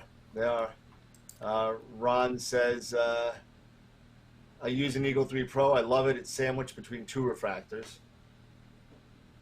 I've actually that's seen the that one rig. cool thing that's the one thing I'll hand, you know, with the Eagle, is that you can, you know, have these put, you know, you can mount them, you know, in different configurations right there onto your setup, and it just works, and it makes it, and it looks good personally. Yeah, I think they look pretty slick, you know. Yeah, the way the you only can thing sandwich that you them do between refractors and everything.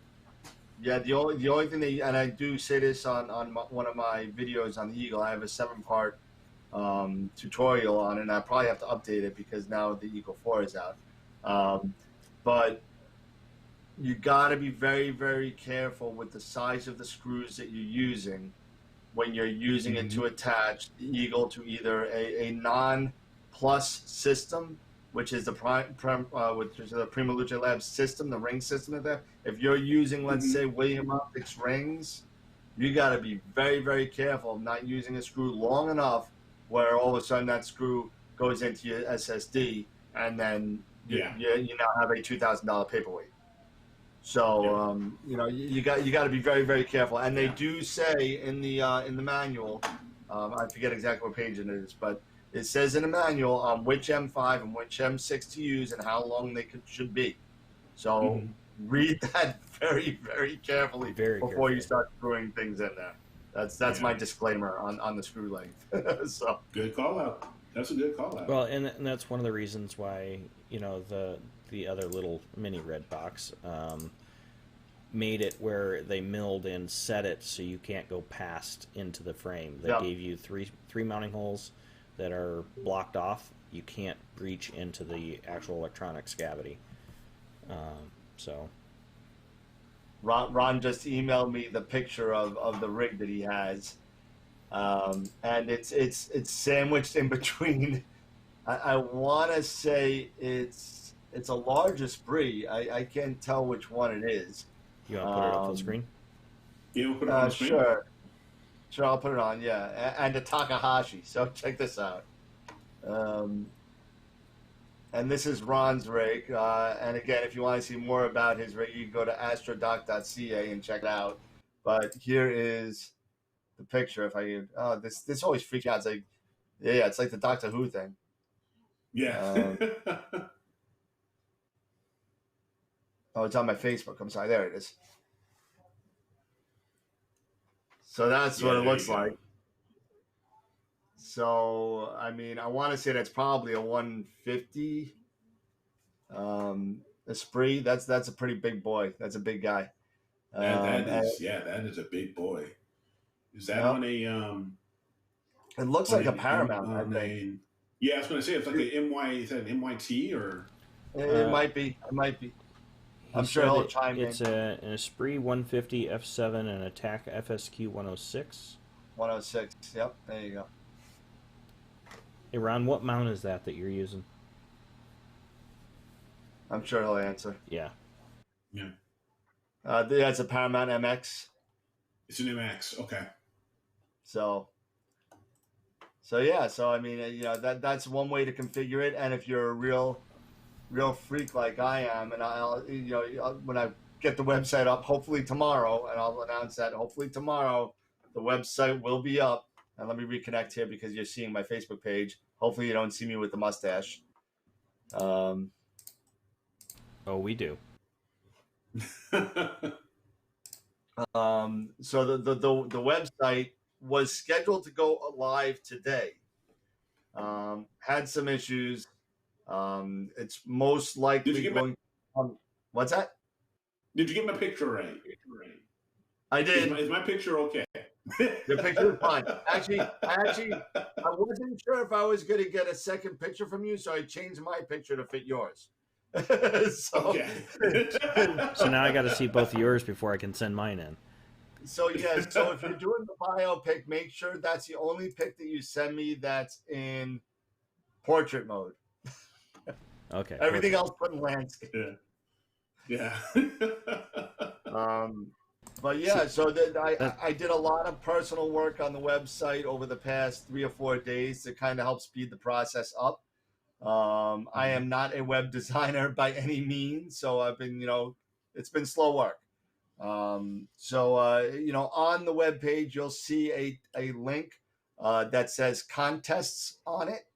And under contest, you'll see a link for the Southern Sky Challenge. And under there, you'll see the PayPal link to make donations to that. And hopefully we can start that.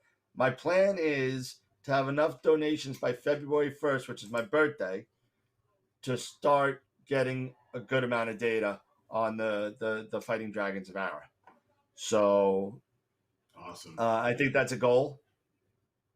So if anybody has another goal, let me know. So, once that's up, everyone will have a place to go instead of waiting on Wednesday night to see what I'm going to say about what's going on with this thing, because I think some of the excitement has waned over the past couple of weeks because of the problems that we've been having. But once we get this website up, hopefully within the next day or so, everyone will have a place to go. And I just want to throw this out there. It is going to be bare bones. It's not going to be a perfect website.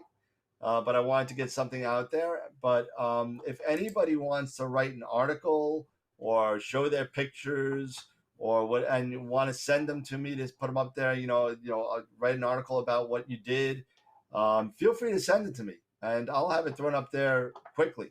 It's going to be a great opportunity for everybody to kind of have a venue that could, that could handle the amount. I'm hoping the amount of pictures and info that we have coming in. Yeah. So and I got to throw a heads up to my buddy Chris, who actually helped me out quite a bit with the project. So thank you, Chris, for your help. I appreciate it. We at AstroWorld appreciate it, and I'm sure there'll be more work to come. So I just want to say thanks. So since we're talking about scopes, I'll show my. Yep. So there's my two babies. So on the left, I've got my Explore Scientific 102 ED with the PrimaluceLabs rings on it. On the CEM 70G, and then I've got the that setup has the 533 on it. And then on the near side, there on the right, is my FRA 400 with the reducer in it and the 2600, both running the ASIR Pro.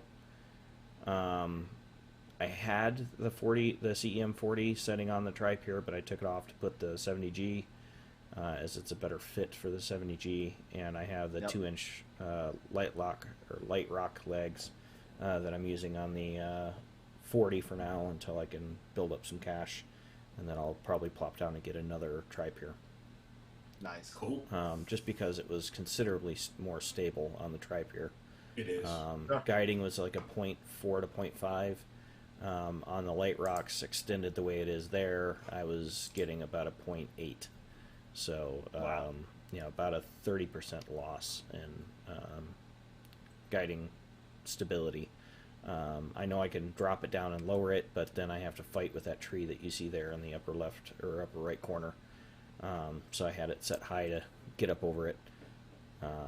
I've since kind of pulled it back, and now I'm primarily imaging with the 102 ED from our lovely friends at Explore Scientific. I love that little scope. Let's see. What over there? Sky access. Well, guys, it's March, I got. almost for me to call it a day. Or Well, a yeah, I night got to rather. start the rosette. Yeah, I'm gonna see how the winds die down, or if they die down, that I can go out and try getting some more rosette. I'm gonna try doing it on the L Enhanced as opposed to the L Pro. Yeah. Yeah, because the L Extreme was just. I too tell much. you, I used I used that Altair quad band. Yeah, and it's not bad. It is a much higher bandpass than Enhanced, because I think the L Enhanced is a 12 nanometer, if I'm not mistaken. So right around there. And and I was looking at Altair's website, and they're at 30 nanometer, so much wider, much broader. But it seems to have worked out really well. But I definitely can tell a difference from the L Extreme. It just soaks up so much hydrogen, and brings in so much hydrogen into the images. It makes it somewhat difficult to do a split of the. So you can do that quad or pseudo SA, because there is just so much hydrogen in that. You really can't pull out a lot of the oxygen, so you can do your greens and blues. Yep. But the L Enhanced, I think is much better for doing that SA, doing the Hubble palette with a one-shot color, and the Altair, because they're not as tight on their band as the L Extreme. The thing I'm fighting right now Well, is now you also got the 294 mm. So I mean, now you can shoot mono. It It don't matter. wheel. Now I can shoot. Yeah, I can at least. I'm gonna try. Like I said, I'm gonna give it a shot. This is Tyler's, so I'm gonna give it a go for a while and send it back to him, and then maybe maybe next year give me the motivation to look at another mono. It may not be the 294. It may. I may start out small. And get maybe a 183. Because the 183s have dropped. The 1600s are dropping in price as well. 294 came. So, but no, I like. I'm appreciative of the opportunity for the loaner, and we're going to give it a shot. Well, Mark, because you're not. I'll have this 2-inch. I'm going to see how this 2-inch filter wheel, this beast of a filter wheel, is going to go, because it may not last, and I might just end up getting a filter slider, and just go in and change these guys. You may think about doing that. You get the Altair one or the Starzona one, and Well, even ZWO made one, but I know that they were having some light leak issues. Starzona fixed their they've light had a leak couple issues with that. Also, the I guess that little knob that they got in there. Yeah. Mm-hmm. Yeah, it's not a smooth fit like the Starzona or the Altair Astro. Right, and Mark just shot me a picture. EFW. He has a 2-inch EFW. And he was comparing it with his. I think he has a 2600, a 6200. Yeah, he has a 6200. Yeah, it's like, my God, that thing is huge. Yeah, he's got that, and he's got the QHY 600. So the QHY is I want to say the QHY was the color, and the 6200 was his mono, or the other way around it. I can't quite remember. Yeah, so he'll correct me. Yeah. I was looking at this thing. Look at this thing. This thing is nuts. Let me share this. And Facebook. Look at that thing. That thing's insane. So, it may be something where I just turn around and send this guy back, and I'll just get a filter slider. That's a little crazy. And that 6200 is not small. But no, that 1600 is not small, but it's like, and you're looking at that. This is a freaking full frame camera. Yeah. You know, That's that's a stick and full frame camera, and then you've got this monster right up sitting under, sitting underneath it. Like, Yep. did I do the right thing? It all depends on what scope you got it for, I guess. Yeah. Yeah. And right now I've only got, I've got the doublet, so that's all I'm really using it for. So You're gonna need a crazy focuser to hold that thing down. Yeah. So I may have to rethink this. And just go ahead and get another Star Arizona. I was gonna say, filter slider. Like I my personally Rasa, will vouch for our friends down there at Star Arizona. Mm-hmm. I had gotten one of their first iterations of the filter drawer, their filter slider, and had a light leak issue, and it wasn't staying. I had a magnet or two pop out on the 3 or 4 drawers that I had. They were really good. Got it swapped out for me because they did have a little bit of an issue that they knew about. But they've done an amazing job. They do now have them with the holder, with the little knob on the top to pull it out easier. Yep, they do. I don't really like that, so I didn't buy it. I like the little finger nub, so you pull it out, so you really got to work to get it out, so it doesn't come out easy or get hung up. But now mine are rock solid and tight, and I'm very happy with them. I know another friend of mine had bought the ZWO, and they were having tons of light leak issues, and they were kind of not as that quite a bit. low tolerance as the Star Zonas were. Yeah. So I'm just looking at that, and it's like, maybe I'll reconsider. I mean, I just ordered it, so hey, I'm just gonna probably just turn around and say send it back. I'll eat the shipping. But and just get a Star Arizona. Because it works great for my Rasa. That filter slider works fantastic for my Rasa. I have no light leaks or anything like that. So I'll just grab another one and just do that. So no. Yeah. I think that may settle my problem right there. Settle my dilemma. Well, and I know you were talking about going to potentially, if you really like this, going with a mono camera. Can't say what, when, or where, but there is some stuff coming down the pipeline with our friends over there at the ZWO that there should be something on the horizon here shortly. With some more mono equipment. Yeah, we'll see. I'm not in a huge rush. It won't be something that I'll do immediately. It's probably going to be sometime next year if I even do it. So, but I'm looking forward to trying a true narrowband Hubble palette and just see how it goes. And I'm going to do a video on it and everything, and keep my fingers crossed. I'm keeping my fingers crossed, guys, that I do this right. Hey, you know what? Well, if not, it still makes good video. Yeah.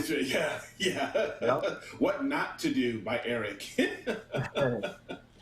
Make sure you got that big yellow fail that comes in your face. Yeah, no kidding, right? Yeah, exactly.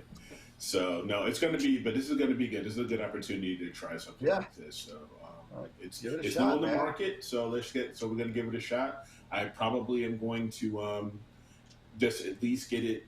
I've got my V1 around here somewhere. I'm going to grab it and hook it all up, and at least get my dark library started. At least get that going, and get that piece done, and then we'll take it from there. Yeah, awesome. Sounds like fun. Yeah, man. All right. Cool. 11:03, my friend. That's about it, guys. Yeah. 11:03. So, all right. So, guys, it's been a blast. Thank again, this for Tom coming on, and Ron and Sean hopping on over on YouTube, in the chat and everything. It's really cool to talk to those guys. absolutely. This was a great show. This was a great show. A lot of good really content.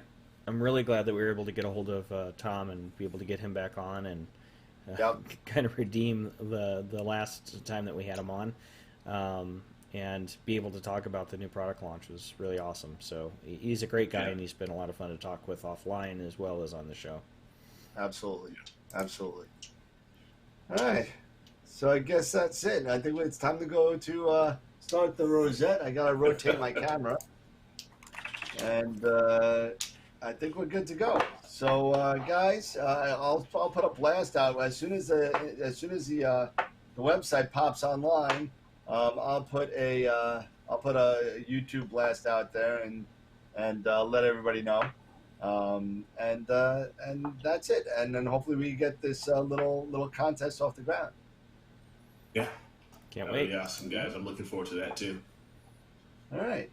All right. All right, So guys. another show in the can. It's all good. Yeah, absolutely. And let's see, the next one's going to be the 9th. And then I think the 23rd, we might take a little vacation. Sure. I think the week, Christmas week. Yep, 2-week hiatus. Yep. Sure. Yep. And then we'll come back. We'll come back for the one after New Year's on the 6th. But we'll do the 9th and 16th. And then we'll take a couple of weeks off, be with the family, get a little break, and maybe get some content together. And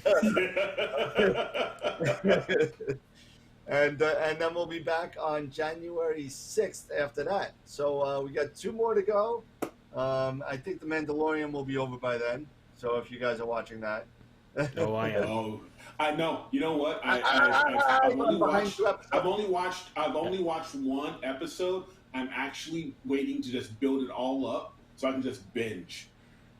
Yeah, my wife and I had to miss it last week, so we got to watch that here soon to catch up for next week's. Yeah. I'm behind you. Okay. Yeah, I'm behind. I think I'm gonna stay behind so I can just binge it all during Christmas or something. If you guys haven't watched it, hop on and do the behind the scenes video that they've got up there. Oh, you really need to see it. It's kind of cool because it talks about the backstory of how they've got a different director for every episode. So they're still making it cohesive and the storylines are flowing, but they're letting each director have their own interpretation and their own creativity with the way it's shot and the way they tell the story. And after you see that and then you rewatch the clips, you can really see the difference in the cinematography and the way that they're delivering the story. So it really adds a whole different dimension to the way that they've produced the series. It's really cool. Cool. And on a final note, I gotta say that I'm loving Ready Player 2.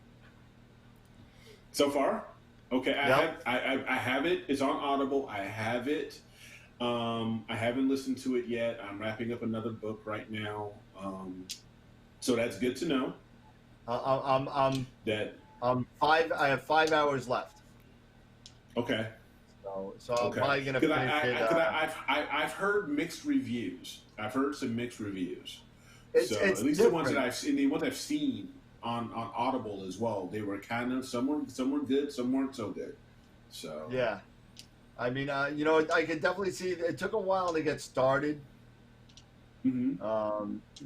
But I think it's going to end up okay. But I'm also a big Rush fan, so I'm a little partial to the first book. Yeah. So, but there is he did keep a lot of the same like 80s kind of. He spends a lot on John Hughes movies. Nice. And that's all I'll say. That's already got me because I love John Hughes movies. So that's there's a lot about John Hughes movies. Everything from The Breakfast Club to Pretty in Pink and all the other ones that he's done. There's a whole bunch of stuff going on with that. So far so good. Not as good as the first, but good enough to read. So okay, that's all it's worth. Because I know Will Wheaton is narrating. He narrated this he's doing it again. Player 2 as he did with 1. So that's good. Yep. That's all good. I'm happy with that. So that's the side. All right, man. So do you want to? Yeah. So do you want to take it home, man? Absolutely, guys. All right, guys. So remember, next week we don't have a special guest scheduled, but we will be on again on Wednesday at 9 p.m. for the next 2 weeks. Following that, we'll be on vacation for 2 weeks, and we'll be back on January 6th. So thank you all for watching. Thanks for the special guests on the chat, to Sean, to Ron, to everybody else that's been on there and everybody else that's been following us. Thank you so much for watching us and logging in and being part of the community. So thank you so much. And with that being said, remember to keep imaging, keep educating, and keep having fun. And we'll see you next week on AstroWorld TV. Clear skies. Clear skies. Clear skies, everybody.